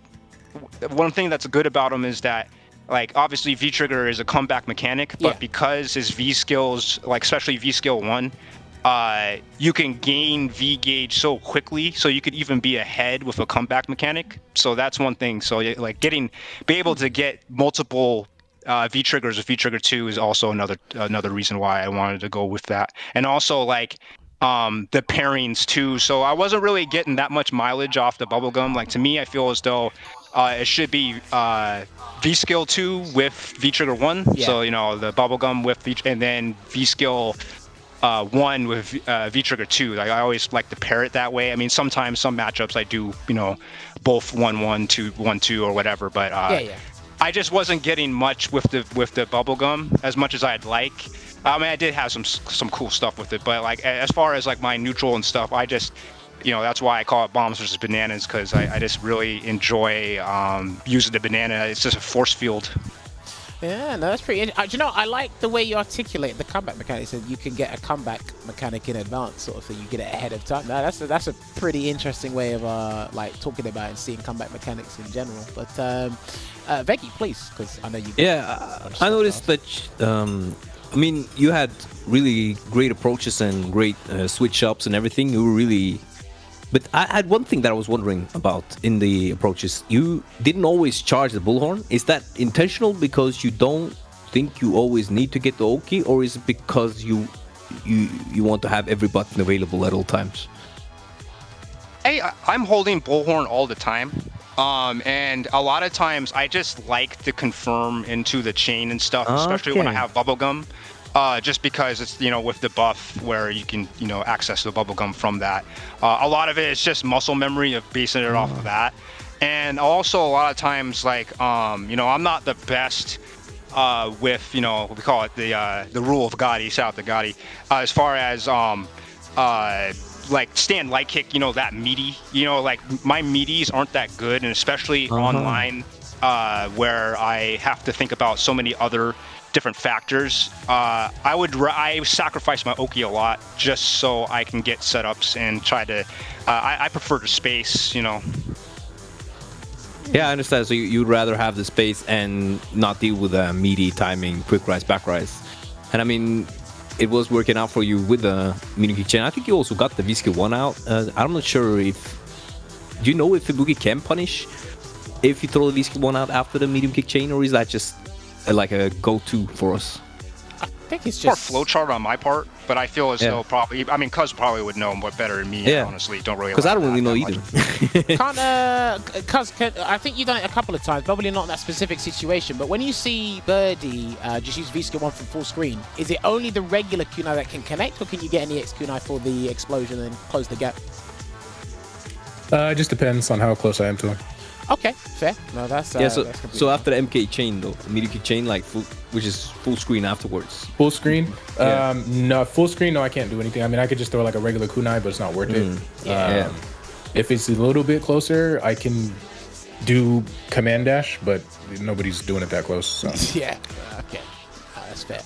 And I want to ask a quick question to Cuz. Cuz, your V-skill swap, obviously, I think it was obvious why you swapped V-skill 1 to V-skill 2. Because obviously the EX bullhorn was reacting to your V-skill 1, you couldn't really use it. Is there anything specific that the V-skill 2 does against Birdie, or is it just universal mix-up and just corner control that you're using the caltrops for? It's just universal mix-ups and corner control. There's nothing Birdie specific. I just wasn't getting any use out of the V-skill 1, or just he was literally just never blocking ever. So there was really not much. So now that I know that he plays like that, I'll be fine. I'll hit the lab, but I just didn't expect him to play to that extent like that, like just complete never ever blocking. But he won, so we'll see how it goes. I mean, I'm sure we could. I mean, we could check the tapes. I mean, you could always put on the inputs. I'm sure there's a few down backs in here and there, but I mean, it's just, to me, my philosophy is, it's like, of course I'm gonna do whatever to win, but like, as I was saying before, like, I'm playing, a player that is above my level, so I have to do whatever it takes to make up for the gaps, and part of it is just, playing like an ape. And then, but it's like, but I understand, it's not like I'm doing things where I don't understand what the consequences are. It's just, as my guy, Dr. Danny Pham always says, you live by the read, die by the read. It's just reads. It's just guesses. I mean, like, I could see. I mean, some of those I wouldn't call reads for the most part. Some of them were, some of them just literally on an air reset, you EX something every single time. So that's not a read. You're just doing it because you don't want to block or deal with the mix-up or the throw or whatever I'm going to do in that situation.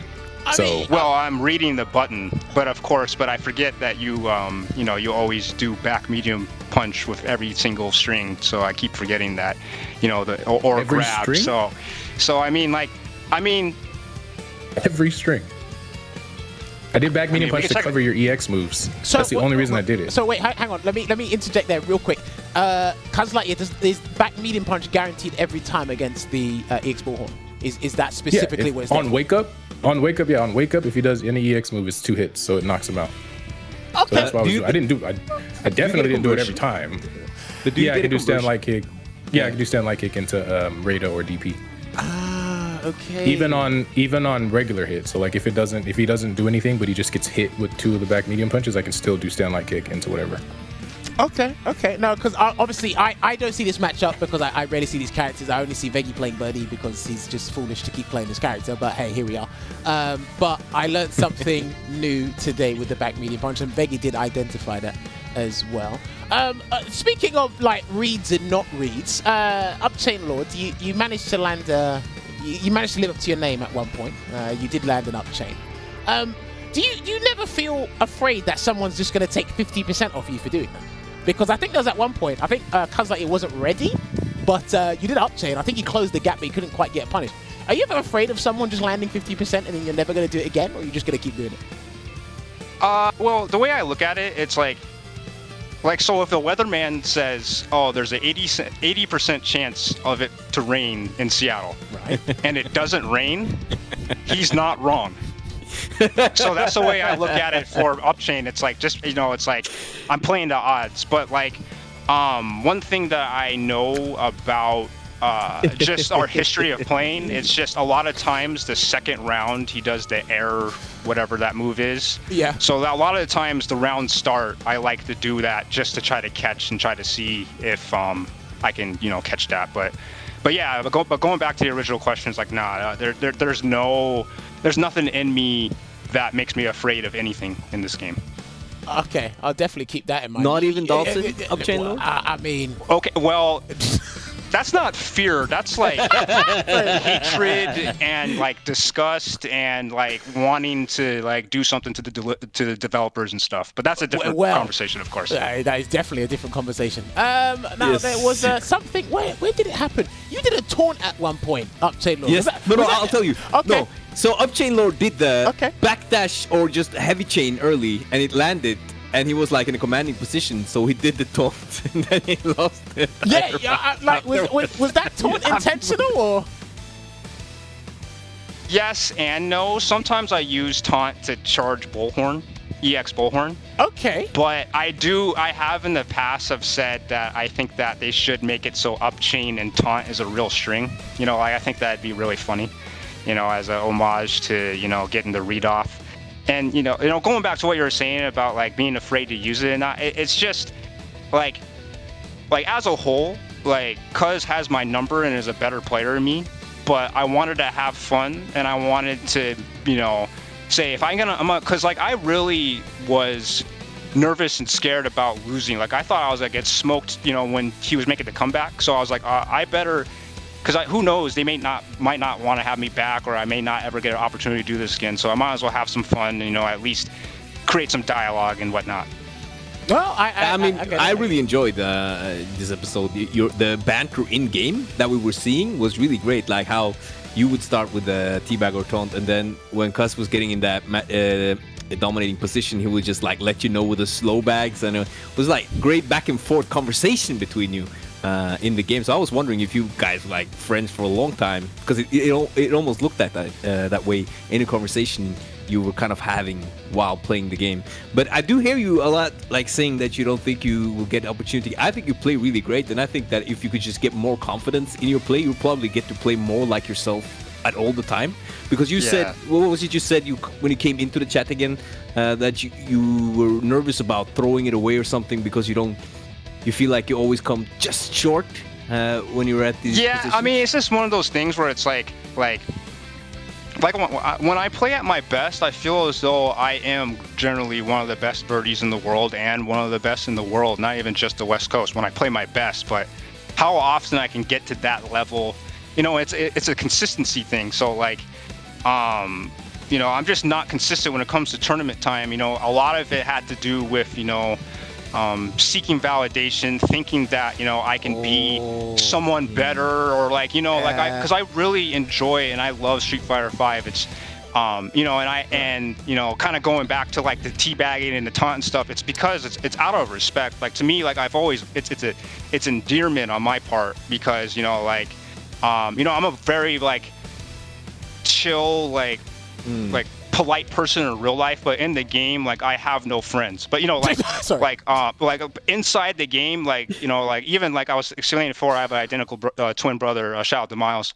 And even when we play, we're like talking smack to each other, and I'm just like I'll like shimmy him and he won't grab, and I'm like, do you even understand that's an option? Do you understand there's a game? You know, and like, and then like I'll like, not like, or like I'll grab him and I'll try to grab him and he'll tech, like, and that's that like twin Yomi stuff. But yeah, kind of went on a tangent there. But what I'm really trying to say is just that when I get the opportunities, I need to be able to like, you know, step up, because there's so many people that are so good, but like for like the World Warrior and stuff, like I didn't play well, and obviously like Capcom Cup is the pinnacle and stuff like that. So like, but now like I'm having more fun, and I'm just not focused on like, I'm focused more on the game instead of like trying to like make something of myself from it. I don't know if that makes sense, No, but like I get what you're coming from. We put a lot of like, when you put a lot of time in something,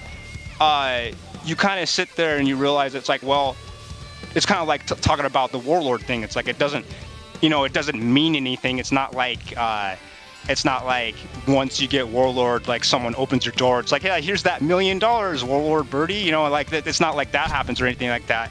It's just kind of solidifies that the time that you put in, you actually, you know, demonstrated that you know how to play the game. No, I totally get where you're coming from, and being consistent at the highest level is not just hard for you, it's hard for everyone. With games these days, I'm pretty sure everyone here can agree, with games these days, if you stop playing for a day, you feel like you've missed a year of work. You really do. And it's like, what happened? Nothing happened. This is, you decided to take a break, and the next guy was grinding for 8 to 12 hours or whatever. Also, when you're talking about seeking validation, you've probably heard this. You've been around for a little while now. You've probably heard it. I'm going to say it again. I'm going to be the big bad wolf. You need to stop seeking validation, because you're not going to find it anywhere. You need to do things. Yeah, and that's the thing. That's like when I transitioned into not feeling that way, I played a lot better, and I was a lot better, you know, because like, if you're seeking validation through playing a freaking video game, then it's like the people that you're going to get validation from, you probably, you know, it's not really necessarily, you know, like it's going to enrich your life that much. It's just, to me, like, I just really enjoy playing, you know, the game, and I enjoy playing Birdie, and I just want to be on the Mount Rushmore of Birdies when it's all said and done. No, you know, I respect that. I like that you say that with your chest as well. I want to go back to CuhzlightYear real quick, because like this set was pretty close, and despite there being a lot of like struggles for Ibuki in this matchup, I still feel you kept it like you were fighting tooth and nail. The corner game, when you obviously trapped Birdie, because obviously UpChainLord was doing a lot of wake up, or not a lot, he did a few wake up command grabs, he was able to guess right. I mean, is there like is walk up throw, doing that throw loop with Ibuki the best option, or do you feel just going for a safe meaty might be able to close it out? Because I think it's a guess between EX Bullhorn and just jump out, no? Because it looked like that's where... That's why I don't want to do... I don't want to do meaty every single time, because he was doing EX every single time. So I was trying to mix it up to where I would do throw, or I would try to shimmy, walk up throw a little bit, walk back, or I would do a meaty sometimes, or I would do instant air kunai that's plus.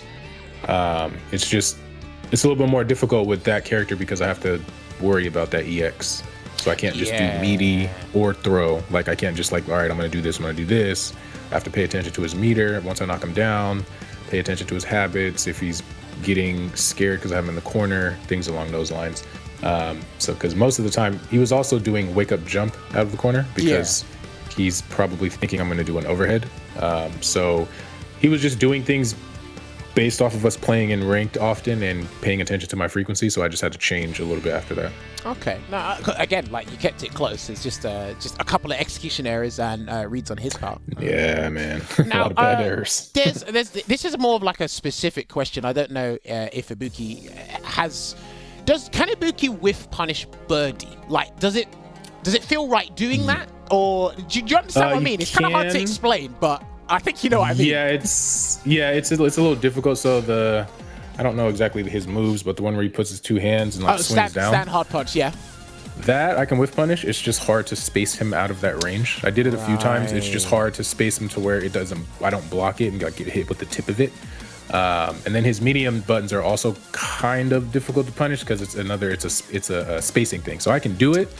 It's just difficult because sometimes if I get stuffed, then I eat that medium punch into whatever he's doing, buffering. So It's just a little bit more difficult with that character because my best whiff punishing button is standing heavy punch, but it's not super fast. So that's why most of the time with him I would just do sweep. Okay, no, that's good. This is why I think that maybe you should look into V-Trigger 2 just for this matchup, because I whiff feel punishing. like that can be used just like a raw whiff punish or crouch medium punch into V-Trigger, and just like to make the whiffs maybe scarier. I mean, I'm not the Ibuki player, you are, but I just feel like V-Trigger 2 can, like, in this specific matchup might be like efficient because you get that scare factor at the 2 bars for the whiffs. I don't know. No, definitely something to think about, because I don't normally usually have this much issue with Birdie for the most part. So that's why I didn't switch or anything, or even like come think about that. But now that I had to deal with that, I will consider. Yeah, because like obviously when you do throw the shuriken, it's unskilled damage. If you've got 2 bars, you're going to be landing 350 to 400 depending on the optimization there. But yeah, it's definitely something to consider. Would you consider, if you're not going to change and pick the shuriken, would you consider picking another character in a 1st to 10 against Birdie, CuhzlightYear? Maybe. I mean, I'm gonna go to the lab and figure out how to hit people when they're not blocking, and then after that, I will see if it's something I can do or if I just have to swap, because it's not a good match, like I had mentioned earlier. But for the most part, I have pretty good neutral with her. That's kind of why I win a lot, because not a lot of people have neutral with Ibuki. So when I play people, they don't know what to do. Right. But it's something I got to think about, because there's a lot of stuff I was having trouble with that I couldn't come up with on the fly as fast to try to figure out how to deal with it. No. Okay, fair play. It's good that you got the answer for that. Vega, you got any more SF5 related questions before we move on to SF6 related ones? I think we've kind of like filled our cup with SF5. I mean, I could ask a bit more about the character and stuff, but I'm more interested in hearing about their perspective on Street Fighter 6, as I think they might have both played the beta. Yeah, are we right in assuming that both of you played the SF6 beta? Yeah. Yeah, that's right. All right, perfect. So I'll get CuhzlightYear's opinion on this first. So CuhzlightYear, who did you play in the beta, and what were your overall thoughts on how the game is looking so far? So I played Kimberly, closest thing to kind of Ibuki. She's not Ibuki at all, but it's the closest thing. And then as far as the game goes, I think it's really great. It's really fun. It's something new. The netcode so far is insane, better than 5. Like, it's really, really good. It's similar to it's like improving over from 4 to 5, and then from 5 to 6 it's just getting a lot better. So I'm super excited about the netcode in 6. And then the gameplay itself, there's some stuff that's kind of weird, like the drive impact. I'm pretty sure a lot of people were talking about, and the canceling that overheads into being plus is also a little weird. But we didn't have the game long enough to like flesh out everything. So, but the time I did have with it, it was really fun. I played for like as long as I possibly could. Yeah, okay. You haven't had that experience in a while with the fighting game, so you definitely were relishing in that moment there. Yep. UpChainLord, what about you? Which character did you play, and what were your initial thoughts on just playing Street Fighter 6 from the beta? What character do you think I played? I don't know. Luke? No, I played Ken Masters. Okay. Down bad Ken. Okay. That's quite a different... Okay, yeah. Well, I love Ken as a character, always. So, like, I just, like... And I'm trying, because, like, I play Street Fighter 5 like such a freaking old man. Like, I just don't really have, like, mix-ups and stuff. Like, I'm just more, like, based off whiff punishing and, like, real, like, fundamental base. Because, like, when I first started playing Street Fighter 5, I was, like, the opposite. I played it like an NRS game, just pretty much just, like, spamming thing. I mean, it's still pretty much the same kind of gameplay, except I added the ability to not block ever. So, but yeah, as far as Street Fighter 6, like, Luke also a little bit, just because my brother Miles, we kind of shared the time with it because he couldn't get the beta, so I ended up playing with him. So kind of by proxy, I played a lot of Luke too because I saw him play, and I really liked it a lot. To me, it kind of reminded me of KOF for some reason, just because of just kind of the links of like supers and the meter and stuff. And Drive Impact was pretty cool.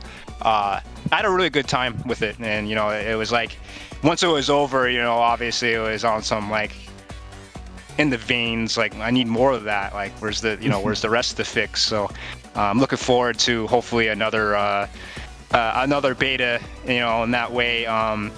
when Sim is in there, I can just be like, you know what? I'm gonna pick this character so that way I could become what I hate. Wow. I think you might need to put down a t-shirt, become what you hate. You might want to put down a t-shirt with the way you articulate that. That was fantastic. But I mean, did you have any gripes with the game? Do you have any concerns with what you played in the game, UpChainLord? The only concern I had was kind of navigating the lobbies. I don't know if it had something to do with like the settings or anything, but it was very hard for me to kind of move around and stuff with on stick, because I'm a stick player. Yeah. So I play on stick. I couldn't like move the cameras and stuff. I think it was more geared towards pad and stuff like that. But like that's like pretty much the only gripe. I mean, it was pretty much like, and also because so my brother Miles, he plays on pad and I play on stick, so like we kind of like switch back and forth, and it was kind of hard to navigate that way. But besides that, really no gripes at all. Okay. CuhzlightYear, outside of the drive impact issue you mentioned, because that was kind of like a universal concern by everyone, did you have any other gripes with the game or concerns that you're worried about, or you just looking forward to the game when it comes out? Let's see. No, I'm just looking forward to it. There's nothing really I'm not liking so far. They've done a really good job with it so far. It was great when it was here, and hopefully we hear something soon about another one. Hopefully it's an open one though, because so everybody can get in and then they can make sure everything is good by the time it comes out. Yeah, I 100% agree with you there. Now, obviously, both of you mentioned, or it was more UpChainLord mentioned, the World Warrior programs for CPT in Street Fighter 5.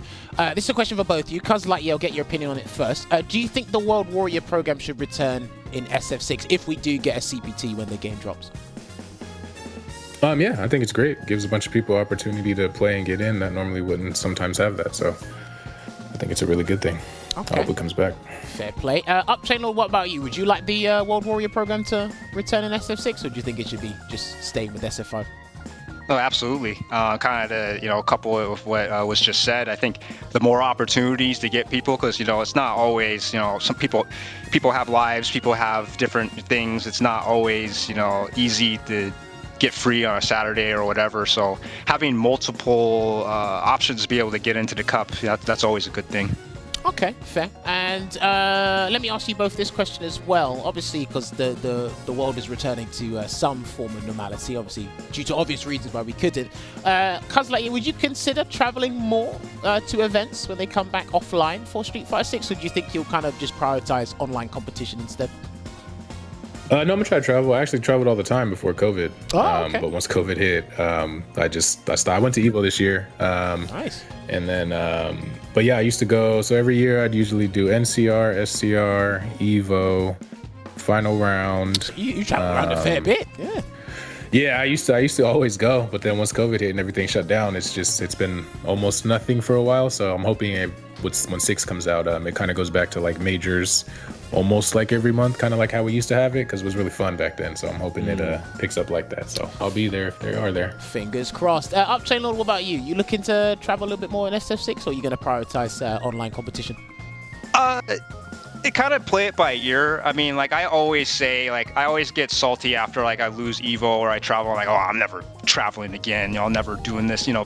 Flying. Like, what am I doing? Almost 40. But then it's like when the time comes, I'm like, yeah, let's do it. Let's do it. And I really would like to get a chance to go places that I haven't been. Usually I frequent Vegas. It has every form of debauchery that I enjoy. So that's why I like to go to Evo. But like and I'm also hoping that Seattle, because Seattle is definitely a hub, for fighting game players and fighting people alike. So I hope that be able to get some more events back home. But kind of play it by ear. I wouldn't mind going across the pond sometime. So we'll see. Yeah, indeed. Vega, you got any other SF6 related questions you want to ask these guys before I hit them with the... I was wondering since CuhzlightYear mentioned earlier he was looking to play Kimberly, right? I was wondering if UpChainLord, what character he was looking to play once the full roster's more out. More characters are out. If he has his eyes set on anyone. I have my eyes. I said to myself, I always tell people, I'm never not meaning Sim ever in a game. So I'm looking for Sim, and then I'm also looking at Blanca, because it looks like his little Blanca-chan. It's pretty much a can with feet. So it's close to birdie. as close to birdie as you can get. So you play birdie for the can, basically. No, I play birdie for the banana and also his, his handsomeness. So that's pretty much why. Yeah, he's a very good-looking character. I agree. You are definitely playing characters because you don't want any friends in this community. Yeah, I see what you're doing. Yeah, I definitely see what you're doing. No, if I didn't want any friends, I'd play poison. Well, damn. Boy. I won't even take that to heart. Because he's not wrong. Nah, that was funny. I love this guy. He's the best. That was really good. That was good. I'll take that. But yes, okay. I've got to hit you with my final question because we are running out of time. So, obviously, guys, Street Fighter 6 is on the horizon, and they have shown that there's going to be actual commentators from the community in the game. They're obviously like James Chen, Vicious, Tasty Steve, Aru, you name it. They're probably going to be in there. But if you could choose 2 commentators to be DLC commentators in Street Fighter 6, who would they be? CuhzlightYear, you first. Definitely Yipes. He's number 1 for sure. Definitely want him in there. And then who would be? Actually, I like. He hasn't probably done commentated in a while, but I liked Z back in the day. He was pretty funny. Okay. I think he'd spice up the game if he got a shot. He was able to put some lines in there. Nah, those are pretty good calls. I like that. Yipes is something we hear a fair bit, so fingers crossed. Yipes does get a call. He's probably not telling us anything now, but he does get a call, and he's able to be in the game. Because I just think people would just like love that. No one would just go against that. Because with with the commentary lines you've probably heard with Vicious, Steve, and James, you'll be like, how could Yipes not be in there? So Yipes being a common choice for everyone, I can see that. Fingers crossed that does happen. UpChainLord, what about you? 2 commentators you'd want to see in the game as DLC. Any commentator of your choice? Probably have to kind of steal and commandeer the Yipes. I mean, that's definitely, that's legendary stuff right there. I hope to see Yipes. And I also would like, I know it's technically 3, but I actually would like the sets. I think that, all 3 of you do a really good job. And I think that there should be some incorporation with using the battle hubs and stuff to have at least, kind of more of a virtual sets as well. So the sets group, the sets trio, and Yipes. That's my answer. Okay, gave us 4. We'll take it. But again, maybe in the future they might go, we'll just incorporate sets in one of the corners of the lobby for the open system. That would be sick. That would be sick indeed. But yes, gentlemen, I believe we're just about out of time for your interview here. It's been a pleasure to have you guys on. So Richard, if you roll their fight guard so people know where to follow these guys, because they do have social medias, they do have Twitches. But yes, gentlemen, this is your chance to leave us with some parting words, final words. Anything you want to plug, anything you want to thank, now is your chance. CuhzlightYear, it's all yours. Just thank you guys for the opportunity, man. It was great. It was fun. I had a good time. If you guys enjoyed it, I stream. Check me out on Twitch, CuhzlightYear, YouTube, CuhzlightYear. Try to put on the show with the bombs. Hopefully someday I'll be back on here. Other than that, I appreciate it. Thank you guys. UpChainLord, what about you? Anything you want to plug? Anyone you want to thank? At first, I thought he said put on the show with the bums, and I was like, well, that's about accurate for if you're talking about me. But I just want to just thank the opportunity. I'm a huge fan of sets and Street Fighter 5 as a whole, so definitely thank for the opportunity. Shout out to my family, and then also my other family, the Seattle FGC, and I'm on Twitch, UpChain, all lowercase. And then follow my Twitter, UpChainLord.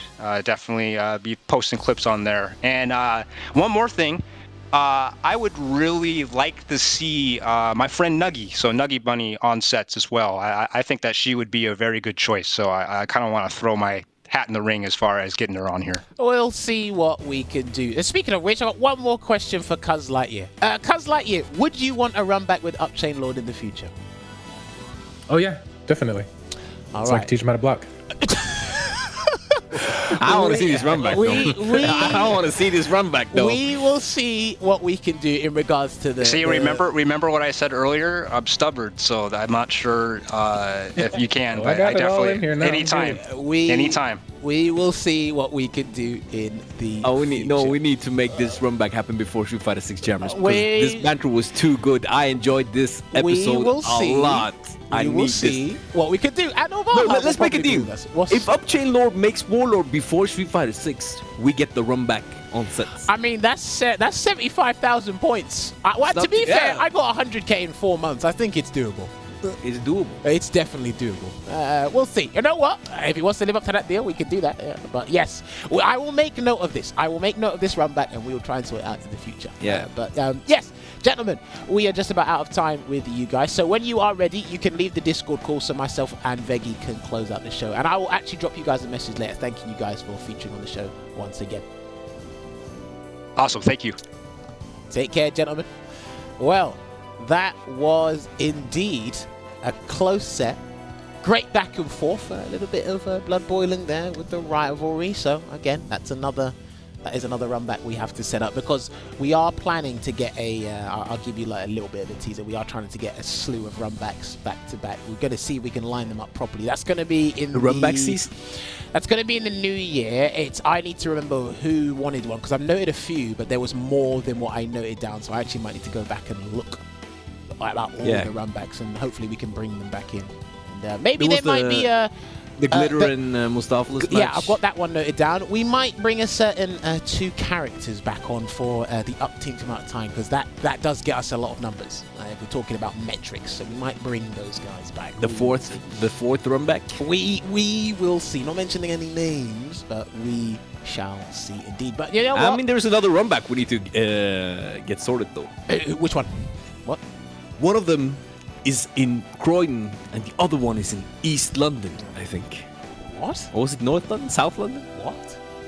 Now you've I lost don't remember. Yeah, you've definitely lost me. Yeah.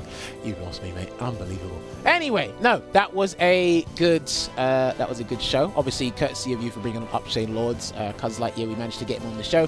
These guys want that run back. I'm going to make note of it. We are going to make it happen. Hopefully, you guys enjoyed the show as well. This is the place to be to hear more about the players and hear this banter. You don't get this on CPT. You just get text and interviews and said, I hope I'm going to beat this guy. They don't say, no, this guy doesn't have to block. I'm going to teach him that next time. That's what they're going to do. However... Oh, that was too good. The banter was too good. That was really funny. This is what it's all about. Yeah, this is what it's all about indeed. But yes, ladies and gentlemen, before you go, wait, don't close the stream. I've got to do this. I've got to plug some stuff real quick. Let me find this thing real quick. Right, the first thing is SFL EU. We had week 7 yesterday. Week 8 is going to be happening next week as well. But you can catch all of the SFL EU action on Catcom Fires. Just type it in on YouTube. Subscribe to the channel. Subscribe to the Twitch. Follow the Twitch. We're on twitch.tv/Catcom Fires. Anyway, there's been a ton of amazing action. Great interviews with Logan Sama. And of course, great games and character diversity across the board. SFL EU, it's here for another 7 to 8 weeks. But of course, there's more. There was a slight intermission. There was a break. SFL US is coming back with their week 7. I think it's their week 7 or it's their week 8. I'm a bit confused as to which it is. But it's coming back full force. More fixtures on the way. More great games. Rob TV, Vicious, and Tasty Steve are holding it down for you guys. We are getting the graphic for you guys very shortly. It's going to show up in just a couple of seconds. But yes, it is fantastic to see there's SFL all over the place. Japan, EU, and the US. But we're talking about the SFL NA region. It still isn't here because I think they're still trying to find it. I've tried to big it up as much as I can before the graphic comes on board. But if you visit the website streetfighterleague.com, it will take you there. You can see the schedule, you can see the brackets, you can see the results, you can see JB's lovely face with Nash coming through. But yes, it is going to be Season 5, Week 7. That is going to be happening this Friday coming through. It's great to see, and they split up the matches as well. So if you can't catch the whole 2.5 hour show, you can definitely see your favorite players and your favorite matches and see how things unfold. And also, there was one more thing to mention. No, we already mentioned it at the start, but I'm going to mention it again anyway. If you are from North America East region for the CPT, you can sign up for it now. You've got about 2-3 weeks to do so. So get signing up, and it's going to be one of the most dense and crazy regions to see who gets that automatic qualification spot for the Catcom Cup. It's not their one and only chance. There is still their World Warrior program, which there's quite a number of names in there that are doing well in that.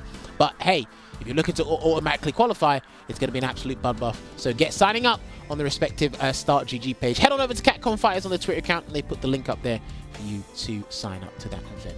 But yes, we've had another amazing episode of Sets here. Another close one. If you didn't see it, go and catch it on the archives on YouTube, and we'll see how things unfold. Another episode to put in the books. Apparently, we call it Bananas and Bombs. It's a non-existent... Bombs and bananas. Whatever you want to call it. B&Bs. That's what we call them. Oh. B&Bs. It's non-existent. You're too good at this, Jammers. You're too good at I'm this, decent Jammers. sometimes, but you're good at recruiting talent to bring on the show.